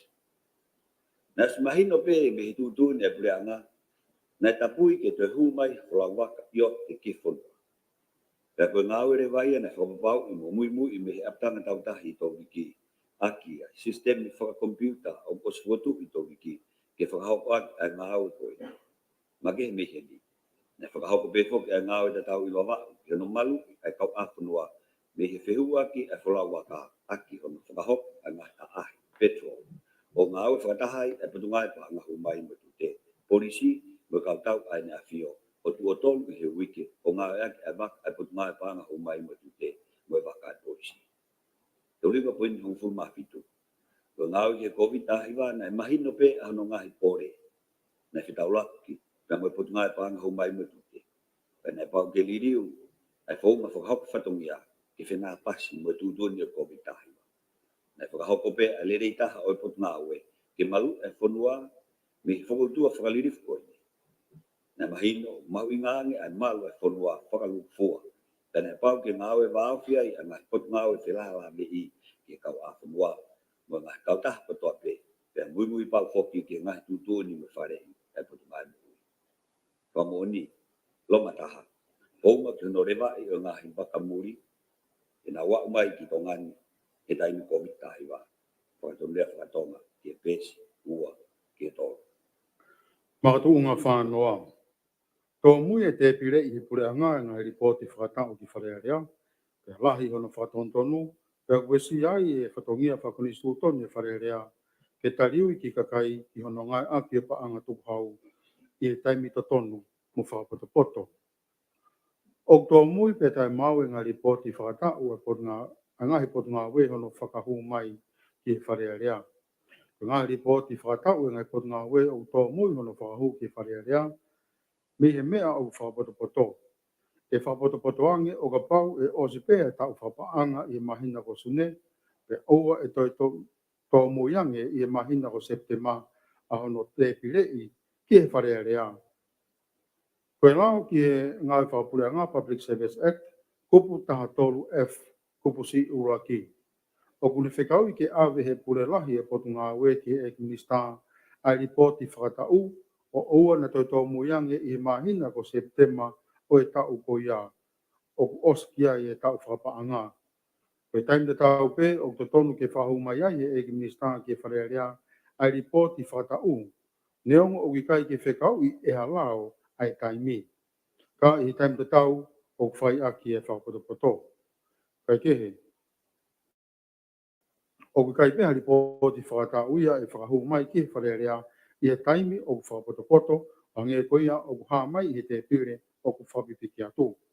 Ko ngai pot ngā ue taha tolu na toki whahu, pe atari na ripoti whakatau I tau whapaanga wanoa ua wanoa ua taha e wharearea. Ko osia ai tau ia e taha, e lahiange pe me osi e tau whapaanga I sune wanoa ua taha. E tok whahu pe atari I nau tolu ki mui I si urai o wanoa ua. Ko ngai pot ngau ai e fitu nei kai ke whahua nau ripoti whakatau ki e wharearea, ko pot ngau pe e ono, ne whahu rotonga o a kosi wanoa ua taha, e osi pe e tau whapaanga wanoa ua taha. Ko ngai ripoti whakatau e tau whapaanga wanoa ua taha wanoa ua, o ripoti pe nima ne whahu pe atari e wharearea, I e wahaa o e osi e tau whapaanga I sune wanoa ua, pe mo tisema o e wanoa ua. Ko ripoti whakatau ia me he pot ngā e ono, e toki whahu mai ia I wahaa o maasi mo me wanoa ua tolu. Ko ripoti whakatau ai pot ngā e nima, nei whafoki ki whatontonu koe lahi ai hala, ko ripoti whakatau ia e ono, o te eki pe ke whahu mai ia ki wharearea. Hange pe koe au whamatala I o lunga, pe haa I te piri whakipiki atu, o ku wāmamau aki e te piri ripoti whakatau, mai osi e tau whapaanga, o a o peo mahina e tahaua pe te lahi angiai, pe toki te pire I ripoti whakatau, me ngahi potu ngā ue lahi. O winga foki ai totonu ke whahu whataha ai ngahi ripoti whakatau, ki mua I September e tau ko ia, o ku osi ai ha tau whapaanga, kai lawa ke wā ofi e tariui ki kakai, ai ngā ue nei whahoko, pe mo pacheti nei tari, ki tau whapaanga ko ia. Ne kai ha ripoti whakatau ia wanoa ua taha wanoa ua, ne whakahu ki mua I September wanoa ua. Koe mai ripoti ki he wharearea, I ono taimi totonu. Koe konga mahui ngai a e tariui ki kakai, oku nau totongi tuku hau, ke whapaanga a ki ngai ngau e pule anga. Koe pule anga rei mo whalala anga, oku pau ke nau whai taimi, whai kakato, pe tariui kakato ki ngahi whihui e wharearea, ki ngai ripoti o mai. O kange o ki kai ki mawinga ia e pule anga ia e whatongia tu ki mua taha o pule anga mo e wharearea o e tariui. O kai ki awe ki e wharearea, hangahi ripoti o ku mau te taimi hono awe. Iene pehe, o ku esia la ia e whatongia whakonistu tone e wharearea e tariui taimi tonu ki e kakai. I kai ngā tai, ka o kange rewa o ki kai ki mawinga ia ai tariui ia ki hono ngai aki e tuku hau e kakai. Ko wika fu tō mui e whakahu e ngai ripoti whakatau lahi. O ku mōre rewa e mahu inga e tariui e pule anga. I kai ngā tai, o ki kai ke whakamahu inga i e pule anga, ai ngā aue o ku tuku atu. O ku ngawe aki e tuku hau e kakai, e whai taimi e tariui i e wharea rea. Ngā i whamuoni, e mātu unga whika whānoa, uruaki, tohi whehui, tahaua, sune, wanoa uatoro, mai tohi tari meia kalake e wharea rea, whā a kosi wanoa uatoro. Tari, ano bentaha. O takihala i e makatungani e ngawi ngai ripot whakatau e pule anga. Ia whakatongia e pule anga lorotonga. Ko pese ki whitungu fulma atolu o ngai ripot whakatau e pule anga ni wak mau fulma tahu, wak mau fulma awa. Ko os whakahuat ki whare area. Ko ulak ripotin e pule anga lorotonga. Ko toenga ngai ripot whakatau, ulotonga whakakatu ngai ki ai ngai pot ngawe. Kai whakahuat ki whare area. Ano puniwa. O ia e whakalakalahi a, ano whakahu o ngahi report whakatau ki wharearea i preang koe ni. E ne whai e tokanga makehe, pe ang hoko atu e tokanga koe ni, ki e kautak ngā oe ki whapapau i, o teu i mo whakahu mai e nau ngahi report whakatau ki kabineti mo wharearea i on taini toto. Ano punto, o whatonga i preanga, ngahi whatontonu ko mai me ho e me mipa wharearea ki ngahi report i, ki toi whai hanga o ki ai, hange koe ni riurea, mga te pire, kia whai ngā ui ki o ua toi hopoi. Kano pin wha, ko iai anga he ripot whakatau nei whakafoku mai, pia whakatontonu, pia kua whakahuat ki wharearea, ka kono te pire i, e whakaongongo ia ki asinita ngā ui wharearea. Ai a kukauai, ai ripot whakatau ai office paremia, wak mau fulma taha, o fulma ua. Mātu unga whātaha. I kai tokanga mo malawa e pule ngā ke whahua palani le rei, ia pacheti tene lava totongi e no ki tō pule anga, ia fie maari e pēme kakai totongi tuku hau. O iai e ngai no e pule anga ki tō pule anga, tau te whito ki no ki sia ina, a ia aku fie mau ke tā whakafoki o kamata i tau whapaanga, ua noa ua tolu, ua noa ua whaa.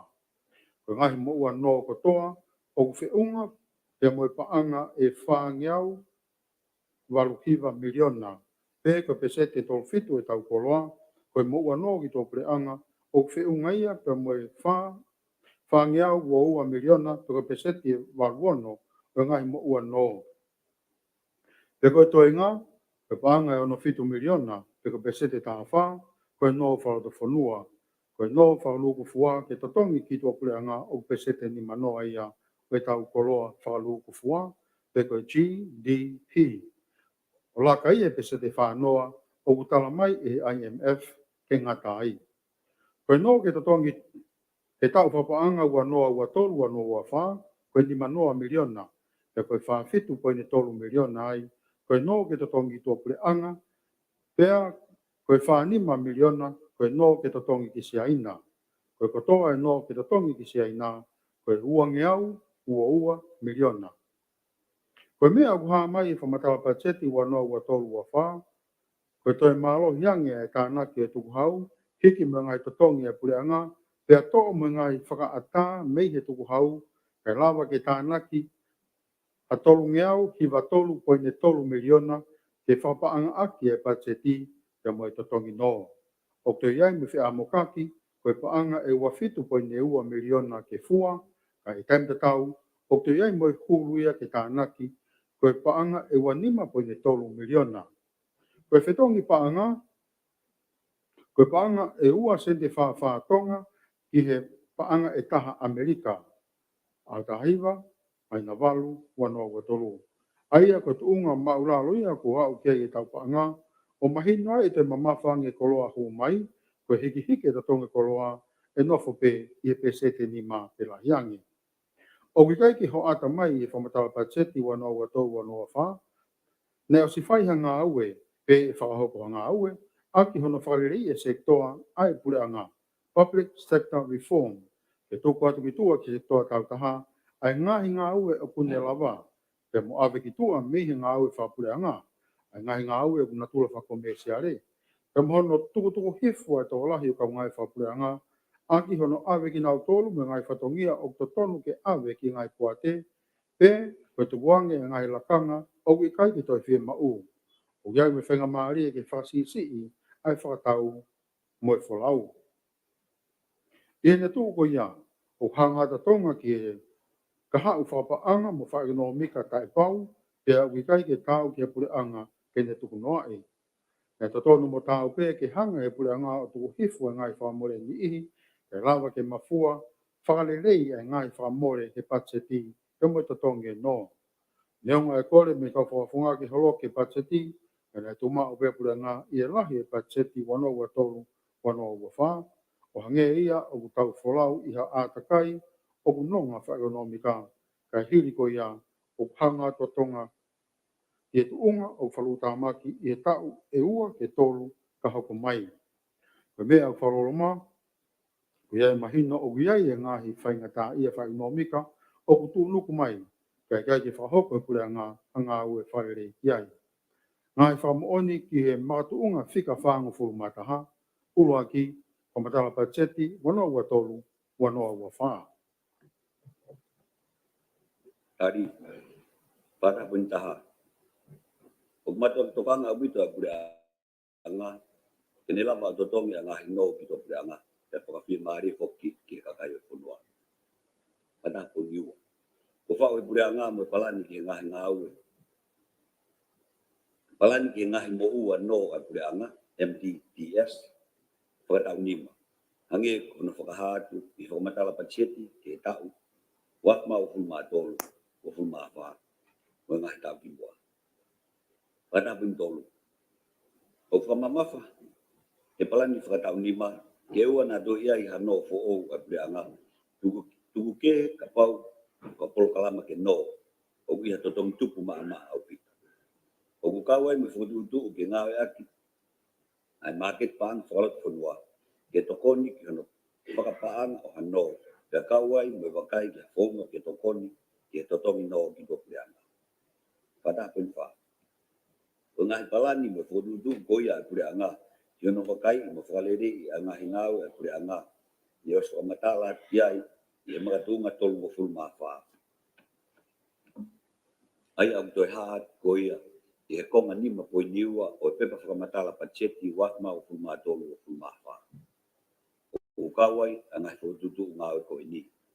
Ei, koe palani ke lere iange a tānak tukhau, o whakatewhito ia, i he ngau whakalelei ke whonga tānak o tukhau, o hange ko hono whukutu o misini tari totongi, ke holok a ngahi ngau e kākā whapanga, ngau e tukhau whakaire tulonika, ke whakaiono poni a ngau anga, sistem whamamanlahi ki he ngau e whakastomu, pia pehe ki he motolo ki he whakawhahinga o iwi whakakalakalas, o koloa mea kai whikawak mo e uilelei, o whakatau mua ki tukhau eksia.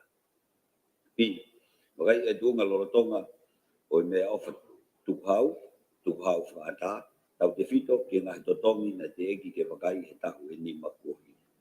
Si, whakalakalaka he ngāu e putu ngāu tukhau, o whakafo ke ngahi misini tari totongi. Pada pun nima, i rem tatau, o tokanga whuka e pure anga, i whakapatonu e ngahi whakamore, ki ngahi tifto kavinga ngāu e, o kawai ai tā no ki pange pe whakatau aki, action asia ina. Pe kau aki me langa fo onu alofa, o kamata, i tau whapanga wa ma wafuma wha. Pada punyono, e ki hoko atu ai pe ai kore me whingau aki me ngahi ho ngau e ki whakalalaka, ki a ngahi tokoni ki Patseti, ki tau e tolu ka hoko mai. Pada pun fitu. Kono apure anga mi tu apure anga, e holo au pito a no lahi, neo mo kwiki ki olunga e totong whakafok whakatau. Hange koia ni haat, e tari ki makatuunga, tolu mo fulma wha.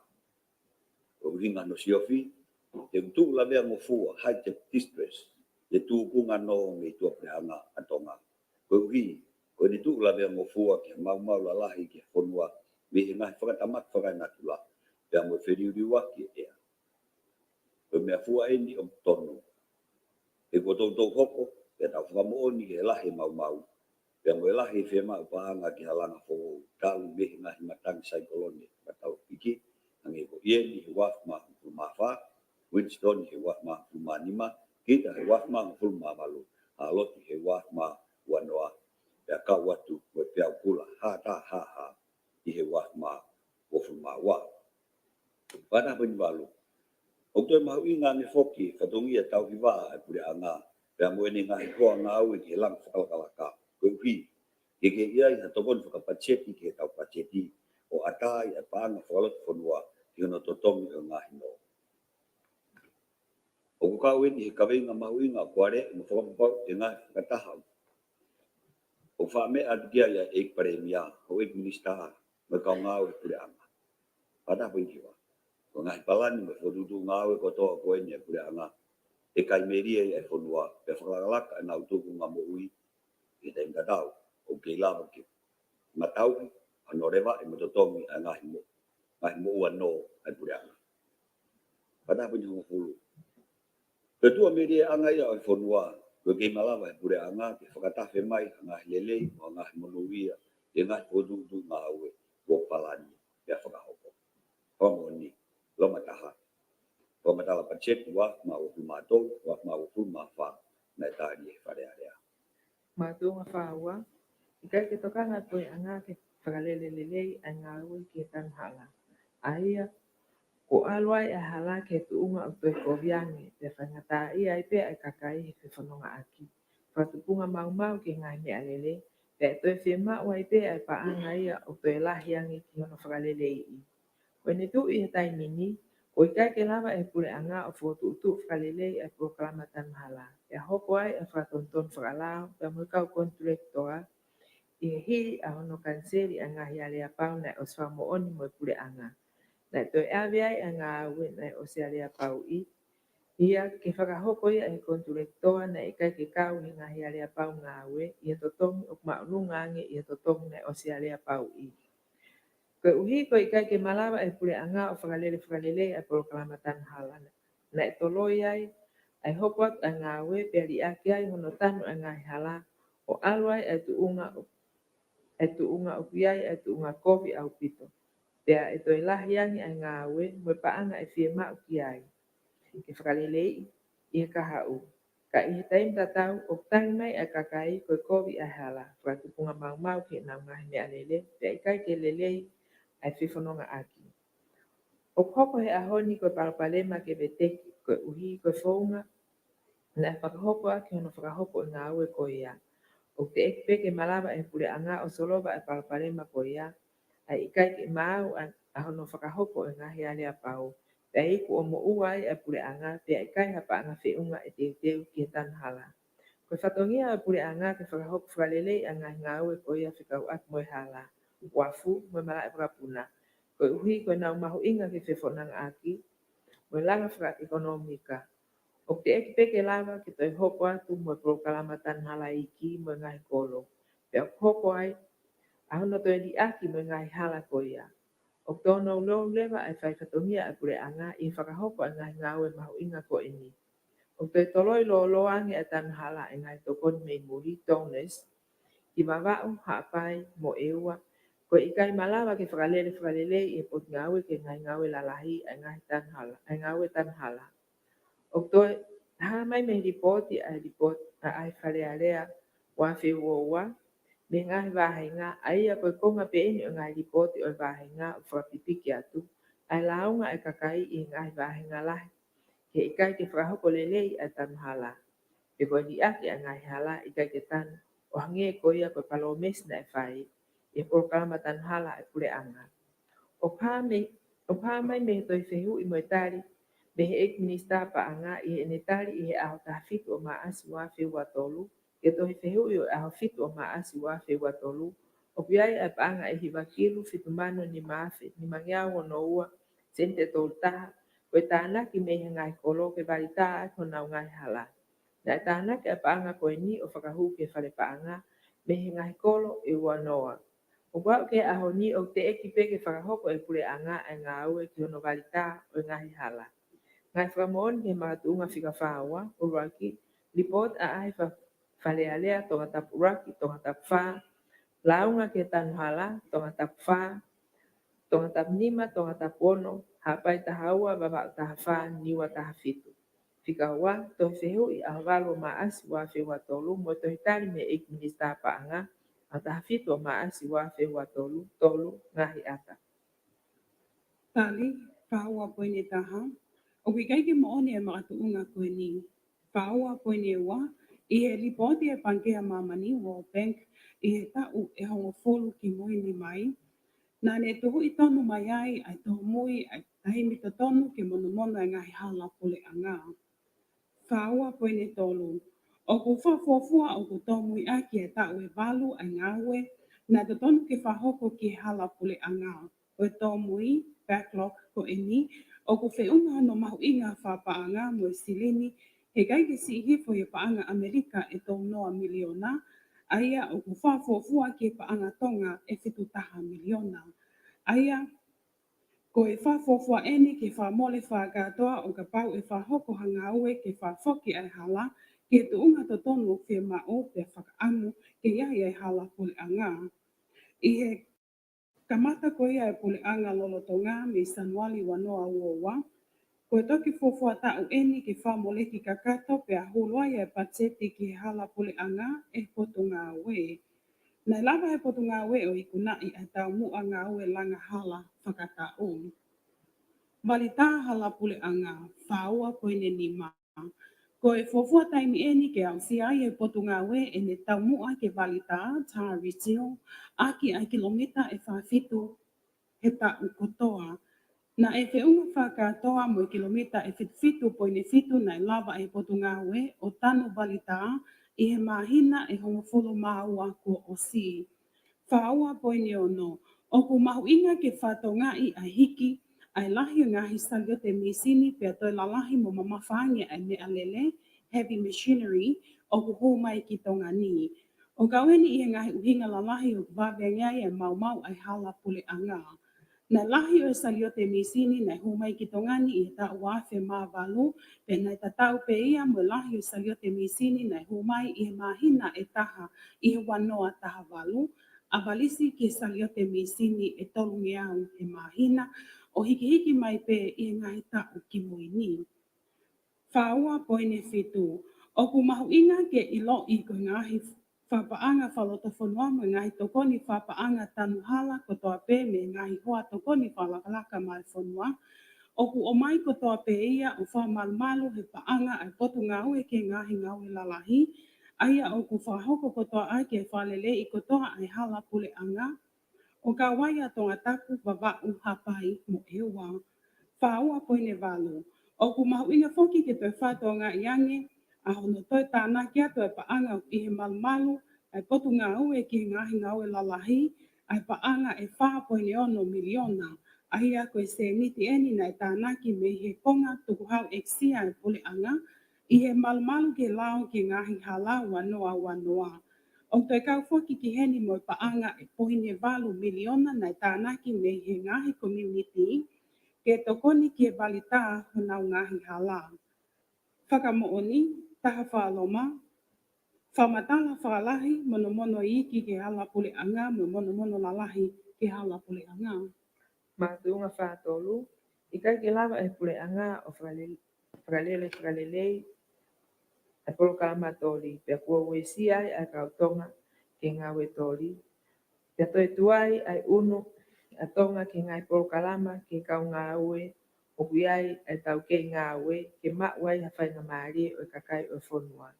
Na iai ai lipoti whikau aku me whakalele, o whima aku whakahoko ke tori fo I akau I Australia I he wafe taha pitu. Pena I kai ke tāria e pule anga ke whakahoko e ngahi mea na whotu mai e lipoti, o au mai ki he ahoni.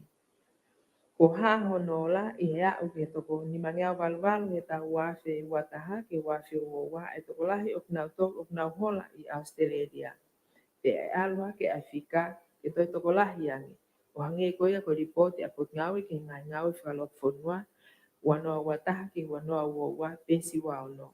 Ko tuunga koia o toko lahi o knau toko me tongani, o knau kawa ke tori fai akau, o kuesia a no fie mau a kau ngawe tonga, ko uhi, ko lahi a o hola mo mau wai ai visa.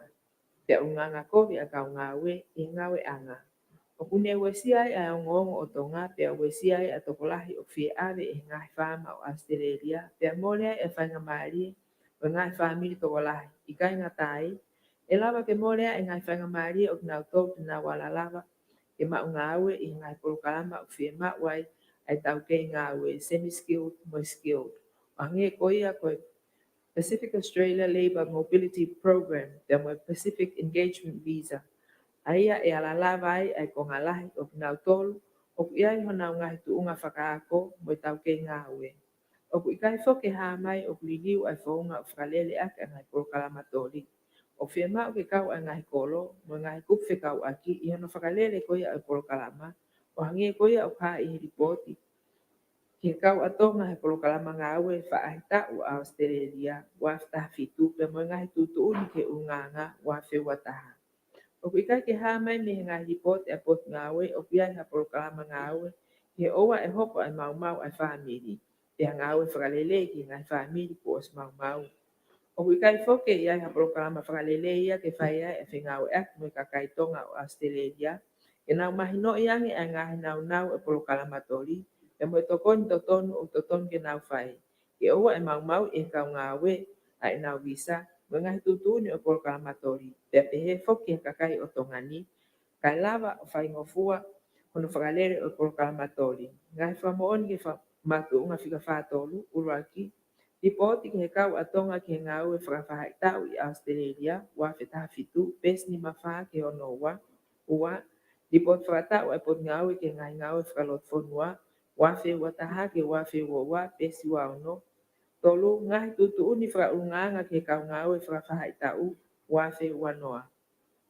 Tali, whātolu poine taha, o wikai ke mooni ai maratu unga koe ni he hoko lele i atu pē ai whengawe aki wā o whia puli anga mo ngahi whanua muli i hono alea i mu whakapau i o kei hoko atu pē a hono ave ho tau kakai o whaka ngā wei i ngai pō kalama ngā we i muli o ka wai ai tōli. Hange koe au mō mea i e kakai ho tau whanua mo ngahi whamili toko lahi ai lelei ai ngahi lelei mo tokoni a pō kalama tōli ke paanga hu mai mo e tokoni me ho tau ngahi whamili i tua pole anga. Whātolu koe ne ua. Whatatau ke ngahi whika whamui mui kua mau, o ku kaunga lahi a pōkalama tōli ke tawhi mai koia o i ngahi paanga tokoni me ho tau ngahi whonua i tua pole anga, remittances. Ko e paanga whakatoa whakatau o ngata ki sune wanoa watolu nei mau me he ni ihi, o nā kawatu ke pōkalama tōli ko e paanga e whawha miliona. Aia koe hiki hake aki ai peseti e tahataha poini e tonu me he tau ki mua. Koe ngahi lelei mo e mahu inga koia ki he whanua o ku kau ki ai peseti o e mahu inga whakalukufua o e ngahi koloa mo e ngahi ngā ue ngā ui whaloto whanua, gross domestic product, whātolu poini e tolu. O ku whafuafua ki e peseti e tolu walu poini hiva i e lea umai koia ki me wanoa watolu, ai paanga tokoni me ho tau ka inga tonga nofo muli, i hono whahoa ki he mahu inga whakalukufua o ngahi koloa mo ngā ue ngāhi whaloto whanua ki he ai whanua. O ku tokoni lahi eni ki ngā ue whalakalaka wha ekonomika ai whanua. Mau anga paanga ngahi family, household income, whātolu poine wha. O ku whafuafua ki e peseti e tolu taha ai mau anga paanga ngahi family o whafau mai me ngahi paanga tokoni me ka inga tonga i tua puli anga. Ka wai ai ka watu koia ho tau kakai i e pōkalama tōli. O haeni i he tohi e pot ngau e statistika wanoa wataha. O ku tokon lahi eni ki he whaalakalaka ai hanga koia ai no whomo e mau anga mo ui ai ngahi family. Holoki e nofo masivesiva, poverty alleviation. Whātolu poine ni ma, o tokoni lahi ai paanga o mai me o tau ka inga i muli, remittances ki hono holoki ai nofo masivesiva ai ngahi family, tau te whito ki whea koia ai ngahi whia mau whaka aho. Na e ha mahino eni hili ai hake mai koia ai o peau tā, koe ko viti taha iwa mo pāe mo ungafi, na tau mātā ai hake uta ai ngahi tokoni ke ngahi family, me he ngahi family mo ka inga tonga i muli, o malawa ke ne whiawa ngahi whia mau ai family, tau te whito ki me akai vai mo toko ni whapaanga. Mga tuunga whawha, i kai ke lawa e pule anga o whakahok whakalele a hono whatongia ko e pule, o e ne whai eia e ngai whatongia o i kai to tonu ke ne whai. Ko e whatongia pule anga ko e pule, pia whenga maupe, ke atakitua tau, pia taliui ki e ne whai whatongia ko e pule. I ene pehe, o i kai ke iai ha whatongia whakalele pisnisia o e pule anga. Ko hono whatongia, ke wakai maupe o whakahoko e ngā aue, ke lelei whakalukfua e kakai. I ene pehe, Nei toton kene whai mo tuk ki tua e ngahi ngā uwha business ko toa pe o mahino o malawa e sektoa tau taha. Kawai e wholau wakapuna. Sibire whakalot whonua, wholau wakatahi, ko ngā o ngahi mau anga vai e o motu, toka ngā i mo whakalele o marketi, toka ngā i mo whakalele o koloa. Whare ngā ue, o hange ko ia ko tō wholawhola me he taloni i ahotahataha o sanuari wāwhi wōua. Ia ene tu i he taimini o kune kei whakahoko pe, pia o whepaki ia mo tō wholawhola. O totoni whakaehi a kure anga me he kaungi ngā e whakalele sipoti, ngā he poloseki, ngā he kautaha, me mipa he sino o whepaki mo whatongia, ngā we ake ai mawhai, ke mauai ha mea ai ngā he maheni, whaamiri, mo kurupu o kauti ai. O i kai lewa ke whakahoko lele ai whatongia, ke pule mo siofi ai ngā aue, ai sektoa tau taha mo society, ke tokanga ke taliwi kakato, ata kitua ai ngā aue, tau, pia mo whakapapau i o kumaru mo hao, pule ai lao, ngahi ngā aue lalahi mo atakai o kule lelei, ke langa whakalakalaka whaka-ekonomika. Ngahi whakamoon ki mātunga whikawhawha, uruaki, tō wholofola me he taloni, au tahataha sanuai wāwhi uoua. Tali, whawha koe taha, oku i kai ke mooni a makatuunga koe ni, he oku whapapau i mai e he pule anga, oku whahoko lelei, ka kato mo tau, e ni whahoko whatongia ki e ni awhio, hou e iki mo tau kakai i e taimi ko toa pe, pia i he malu o e lao. Ka iai ha whatongia mahu inga oku i kai malawa e ngahi sektoa tau taha ke whahoko ki kakai o e whonua, o kutuia pole anga ko no whatongia ke nau whahoko neongo ai lahi no ngai pole, ka oku mahu inga maupe ai mo uie kakai. Whawha poi ni ua, ko hono whalele ko ia e ngahi kautaha businessi ai pole anga, public enterprises, o ku whahoko ia o whatatau ke tutuuni e lao e whonua, pe mo ngahi tutuuni ngā ue ai pole anga ke whahoko lele ia ngahi whatongia services, o ku mahu inga ke kakai o whonua. Whawhapo ne tolu. O ki ai e palani ngā ue e puli anga ke tukuange mamali e atu e ngahi kautaha koe ni ke sektoa tau taha i hono taimi to tonu. Ka koe palani loloa ene e puli anga long term plan a ia e whahoko ia i ngahi ta ulahi ka hoko mai. O ku tuita te veiveua e puli anga o whahoko lelei pe a hono ngahi whatongia. O ku matu aki whiawhia e puli anga i he tōwholofola ene awhio, tupo wono koe tui i he tāpuni o e whale alea o tonga i he aho o whuluma nima o me wanoa watolu. Whailonga lea, o ku o atu ai whakamālo ki he o mo ngā o e whataha i he ni, o hoko atu ia ki he kabineti mo e nau ngāhi potu ngā oe, ke whakaau ai whatongia ki he kakai. Whawha koe ne ni mā, pea i he tōwholofola huofi ai tō whale alea wanoa watolu, i he aho uluaki o sune wanoa watolu, whakailonga lea, o ku o atu ai whamalo ki ho mōwhotu tu ngā ue ki ngahi wafu mo mala e wapuna, ke waofi ai hau tau kakai i ngahi ngā ue o mō whahoko maki nau tolu. Koe wā mahu inga tahaia ke mō tauhi.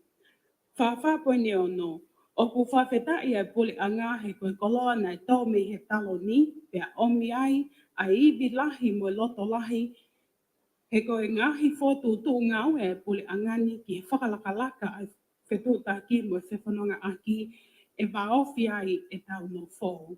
Whakamo o ni taha whaaloma tō wholofola e tamatu i aho wanima o me wanoa watolu. Hua whakaloma tō wholofola e tamatu i aho uluaki o sune wanoa watolu. Mātuunga whāni mā. I kai ke ngawe aonga, mo ngawe wharere aki he pure anga e tokoni whare container, mi he pure anga o Republika o Kakai o Siaina, kia te ki nau tolu na nau wesia i he tsunami te masive sivange. E whaki mai ngai whare container e wangi au tupu e Republika o Siaina, ke tufa ke ngai whamili na uesia e tsunami i tonga tapu, hapai mo e ua. Ko hinga ini ke nau nofo whataimi ai, kai langa na ngai whare nofo anga. Ko mea panguia, ko ene kei tu una atu i e wafu kovuna, ai tokoni, ko ni. Pekai ngā tai, ko hoko ai vela o mau ai e konga o koloani. Ka pau nei kai ke ngai aki e ngai whamili na uesia e tsunami, pea tu wharewa ke ngai whamili o kumasile siwa, he te nau whia mau ke ngai aki.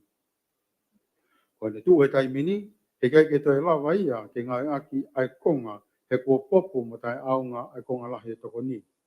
Uia e konga ko ke tu kwatu e ngai whetuu, o kungali e langa ai a ngai whare, i mango pe mo e lia e tonga sai skulu i havelu, pe ngai whetuu ke pe. O ku mau lewa e toko ni ofa pehe, o wala mau e ho tau wā me pule anga Republika ka kai o Siaina, i ono mau pehe e toko ni. Nea e toi whihu i ke minista ki he whamatala ea, ma wangai vi, ngai whatamak whakanatura, a takai, perili wake ea, mo whetu utaki, e kawa ki mo tuunga uia i ngai whareni, kāna i kai ke iai hane kari ki ai. Ngai whamoni ke mga tuunga whika whani ma, ulua ki, toi whihu ke pot ngai whamatala ea, ma o ngai vi, ma o whamatala, tokanga kina, ngai whatamaki, a takai, whetu utaki, perili wake ea, a waua me, wanoa watolu. Ua, ngai ata, o ngai whare tsunami. Kari, hani mapintaha. Uikai ke moni am katunga koe ni, e kui ai pe ngā aue, me palani ko fotu wat kau ki tokon koe ni, aia, o fonga peheni. Lolotonga koe ni whakahoko e langa ki ngahi apna ko anga ni mau, te tsunami i tonga tap, kapai, e wa. Ko pau ke tomua tukuatu e ngahi, tisaini whare, ke toko taha haana e apna ko anga, ke ne whiri e tisaini opsai iai. O mahuinga ke iloi, ke ngahi tisaini ko ini, o koskawat kiai, e tisaini whare e ua, tisaini taha mo e tahpi. Aia ko tisaini eni o ngā e kiai whare container to koni mehi pure anga o Siaina. Bi, ko tokoni ko ia ki mango, ka anga e ua. Nai whiri toko lahi ki whare container taha mo e tahpi, e ako honua. Nai whiri toko lahi ki whare piriki tisaini taha. Aia ko ne tu he taimini. Ko pau ki whakaaonga i kotoa pe ngahi whare tokoni ia. Ka e kai whakamalohi ha tahaia ki e whiri mo tisaini tene whia mau. E ko whiri tawa taina peia ai toko taha haana e api te mau api. Mani mapuini wa. O mahui nga whoki ke whakaha i pe ai palani ko tānak mai mo whotuutu he pure anga lolotonga. Ke kau ai pe he monu ia koeni he poloseki lang whare. Ko whakapasi he kapneti ke hoko atu mo poloseki langa tokoni ke kakai masibe siwa. Mengahi api o nau nofo tokolahi. O kukau ai pe, mo whare tisaini container ia. He ngahi palani langa koe ni. Tani ma pointo. O whakate whito, ai whotutu ngā koe ni, me he ola o e tohi kakai he ta uak mau fulmata. National Census 2021. Ai ena hā mai ni iai, ai ngahi api households, o nau fu masiva ango, extreme poverty. I he whika whakakatoa koe api e ni mangeau whitu mo fulu māpāru, ni whitu wāru. Ko ngahi api eni o tuk lawea mo fua, e au whakakau ai pēki nau tolu e pēset, e tolu point taha o tau kakai o nau masiva ango. Nani point wha, ko palani lewa ku whakapāsi, ko tutu ni ngāwe fo o wia mai pure anga lolotonga, o whakahingoa ko tāpan kāri mai masiva, Common Affordable Housing Scheme. Ai ko whaamu, ke whaaua tu mo whare container mai si kakai. O kauenia, e tokoni whakahistoria mo ni, o au ki ai ka whanuan. Panim po nima, o ki ai whoki me whakaukau, pe palani a pure anga, o whakatau mua ke kahau, te ria na toi hoko mai hanga, whakatamaki whakai na tūra ki ka tau whanuan. O ka pau e ai ha toe ngā me he ngahi whare container, ke tau ki toe ngā ngahi container ni, ke kau he toka teu ki hauesia tamaki ki ha ngahi api no. ki ngahi api no anga e kaha ngore mai. Ka koe whakau ni. E tok malawa ia pe whakahoko kai owarema o ka kato ko toa e tokoni ko ini ki ngahi whika kuos whakapapau i e taimini. Ani mapuini ona. O kumawinga fuki e ilo e whounga ono tokanga i kina ngahi ngā weni. Ai o whakahoko e taimi tatau pe he lolotonga e langa tokoni a hono whakalahi. O whakapapau e ngahi whounga e hao mo tūloa i ngahi whare tokoni ko ini. O ka hoko mai ato e whakatamak whakaina tō. Mātuunga whāono. Tātokanga e pure ngā ki ofa me ngai whanua mori ki tonga, o i kai ke whotu ai au whamanatu ai ofa mai e kautonga i mori ki tonga. Aia ne o si whatonga i e wharerea, pia tuku ke pure ngā ke whai ki ai hanga ue, pia whakahoko ai ahi e kau wharerea ki he kainga tonga o nau i ngāhi whanua mori, aia ne o si whakaha he eki paremia e whakahoko. Nei tohi mai ki wharerea kau whawawhonga o e kautonga o nau nofo i mori, rotonga ai wanoa wawa, ke whai mua ngā ue ke whawawhoki o e nau tangata i whanua tonga. Ana toi whotu mai ke ai mua ha au whamanatu o e ofa mei muri ai kakai tonga. Ko hi, ko tau kotoa o ulaka hake i e whangangi au tupu miliona o ofa mai aki e kakai tonga nofo muri ki e ngai whamiri i tonga. I e tālanga e wharerea a ua whaa katopa ua noa ua, na loto e pure ngā ke whahoko ha au pe i tisema ua noa ua. Pea ke la watu e kau whafonga ke nau wheroaki mo nau kai ngai muri, ko hiko e ofa mo e nau tokoni mai ki tonga ni, i he rotonga e kau whapaanga ua noa ua, ua noa ua toro. Mini te wharerea, ua whaa katopa ua noa ua. O kumauinga au pito ai koreni, ko e tauhi wā, ke ko taimi u kōkoe whaingata a, o kuala ni mamai e kakai tonga no fomuri, o kua o ke ahoni, o te kei ke whahoko e prea ngā hanga ue, ke whahoko e aho e ofa mei muri, e kakai muri. O kumore ai e whalala mai ai kakai tonga no fomuri ki e prea ngā, e o si ai e wā ngā ue e kakai i muri, ke mo nau ngahi wahe whanua. O kumahu inga e tauhi wā e prea ngā ki he kakai muri. Neongo o kai ke nau whiri i tongani, ka o nau o mai e paangalahi ki ngai whamiri, wa ngai kupu whikau aki, ke whahoko aki e langa whakalaka whaekonomika mo whasosiale, pia mo to'o ai e he pure ngā a ene tuku hau, tute mo ngai totongi. O kai whiunga rewa, ke tai whaiha ngahi i, ke tai whaiha ngā ue, ki a kore pehe, me he kakai tonga nofo muri. Ngai whamoni ki mātunga whika whaano, uloaki, milite wharearea, wa whaa katopa, wanoa wawa, pesi whaano ki he ni mataha. Tari, whaano pun taha.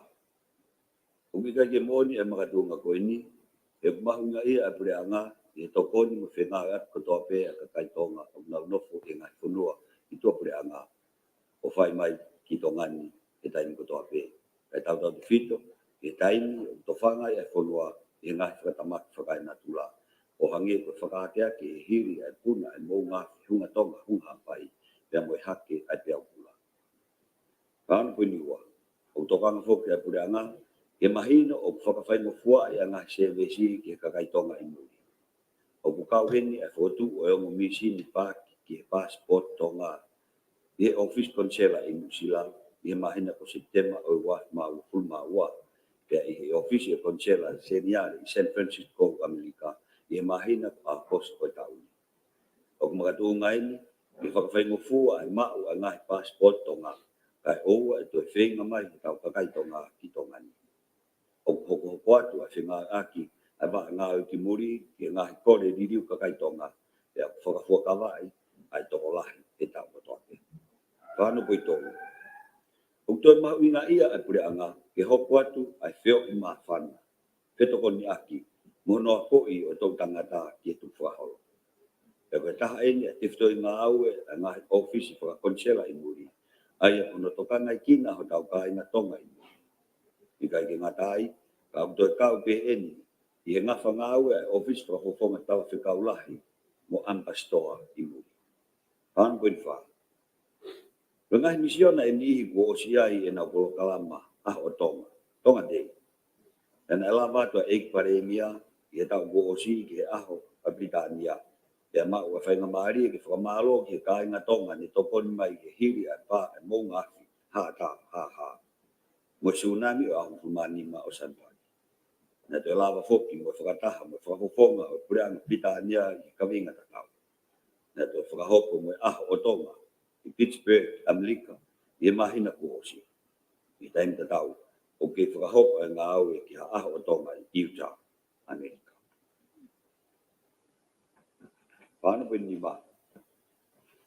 O ki toi iai fok e whainga maari ke whakahoko e whio me whakamalo ke kāinga tonga i muri. Ke wholawat ai paremia me ho eik minista kai umaa e kau whakafofonga wharearea ki a whakataha. Pe koe whiohi anga whakalotu me community tonga i muri. Nei whakahoko e whakamalo e paremia ke kau tonga i Aokalani i hono utamai e container hiwanga fulma hiwa ke tokonia a ngai whaamiri tonga. Na te whakahoko whoki mo whakamalo ke tangata business i New Zealand na neu tamai a ngā container mea kai mai whanau, ngā waka, mo misini collector, directors. Na la whoki whakahoko a whakamalo e ek paremia i kautonga i Australia, kai maa e Pureanga Australia ki nau ngā tokoni. Na te whakahoko mo whakamalo ke kautonga i Amerika. Pāna koe niono. Ia hiri e pā e mō ngā whi, mō tsunami e ahong fulmani ma sanuari wak mau fulmaua. Nai ngā ue e ngahi misiona i muri. New Zealand, Australia, Britania, New York, Hawaii, San Francisco, Japan, Siaina mo UAE. Wa kau whafonga o Pureanga, ka umaa a kāinga tonga. Mga community whakakau mea o tonga. Ke lava o whaka ton mai a nau ofa ki nau ngahi whamiri tonga. Ia lava lerei a ngahi container i mong fulmahiwa me New Zealand. Ka umaa a ngahi container me Australia mo Amerika. O whakau tamai iai a ngahi ofa tai do tongi. I whetokoni a ngahi kautahawaka. Na whakahaunga i Pureanga a ngahi ofa ko ini. Aki a hono whakaata ke ikai ke tute a ngahi uta. Ka umaa a ngahi tokoni ke tufaki a ngahi koloa e ni. Kautau de fito i e taimi na whakahoko ai a whakatapu ki e COVID-19. Pāna pui fitu. Na toi whakahoko whoki e ngahi office ko ini o toi tānaki a seni ofa me e ngahi Pureanga kai umaa a ni ke tokoni ke prokalamalanga. Pāna pui walu. E aho fulmatolo sa nuari wak mau fulmatolo. Na whakahoko a prokalama e whakailonga i a tautaha li he pā e mo unga fi hata ha mo tsunami. E whakaata ki ngahi potunga au e Pureanga ngahi office mission i tongani kai umaa ngahi kautaha whakawaha Pureanga mo kautaha i tuko he Pureanga ke nau kau. E ia e whainga maari e whakahoko e whakamalo lo to honga ke ati ki nau tolu ni nau tokoni mai ki tongani. Na te whakahoko whoki e polokalama loto whakawhitai. E sabat hong fulmani ma sanuari wak mau fulmatolu i he ngahi siasi i tongani. Peka aku mo aho tonga. Ni whakotu i whare area. O ke ata lere i pe ke whakahoko ai ahi koe. Ke whonga e lava ke whakahoko aki. Koe whemainoa e whare area mo Pureanga. Ke aho mo wheitu e whakahoko ai e prokalamani. Pea whakahoko whengarat maa au mo office mission na tonga i muri. Ki hono whakahoko ai prokalamani. Whamoni loma taha. Te pa whamoni ngongo tuguat. Whailonga i tau e taha. Ai whakatamaki hunga tonga hung hapai. Hata haha. Hong fulmani ma sanuari wak mau fulmatolo. Loma wa. Ngongo tuguat.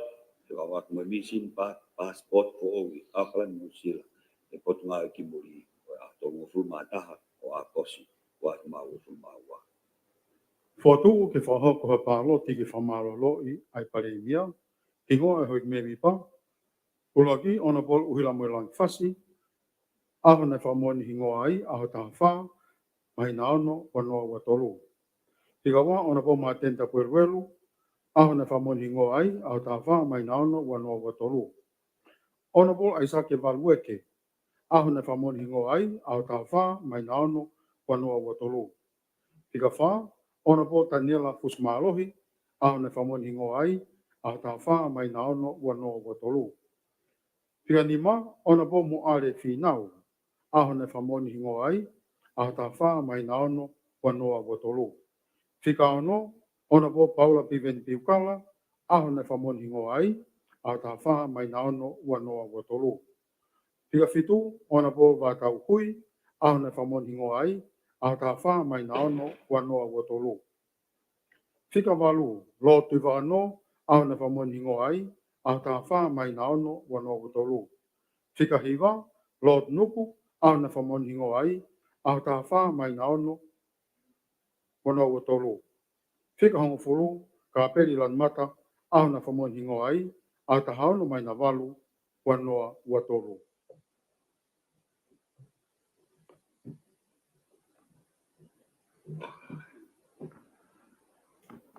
Hoi kone kakato i hono lau ai foto ke palo tiki whamaroro e parimia, e fo ke tari me parimia. Kuat ke tau whailonga e kau lau tohi i he aneaf pa mo ahoni, aka mo whapapa pe tau paspasi pe tau kau lau. Peo tono au pito e tau tahi tai miho eki, ko ne hoko maari ni tahawa, te tolo e wharegi tau toko atu i he wa.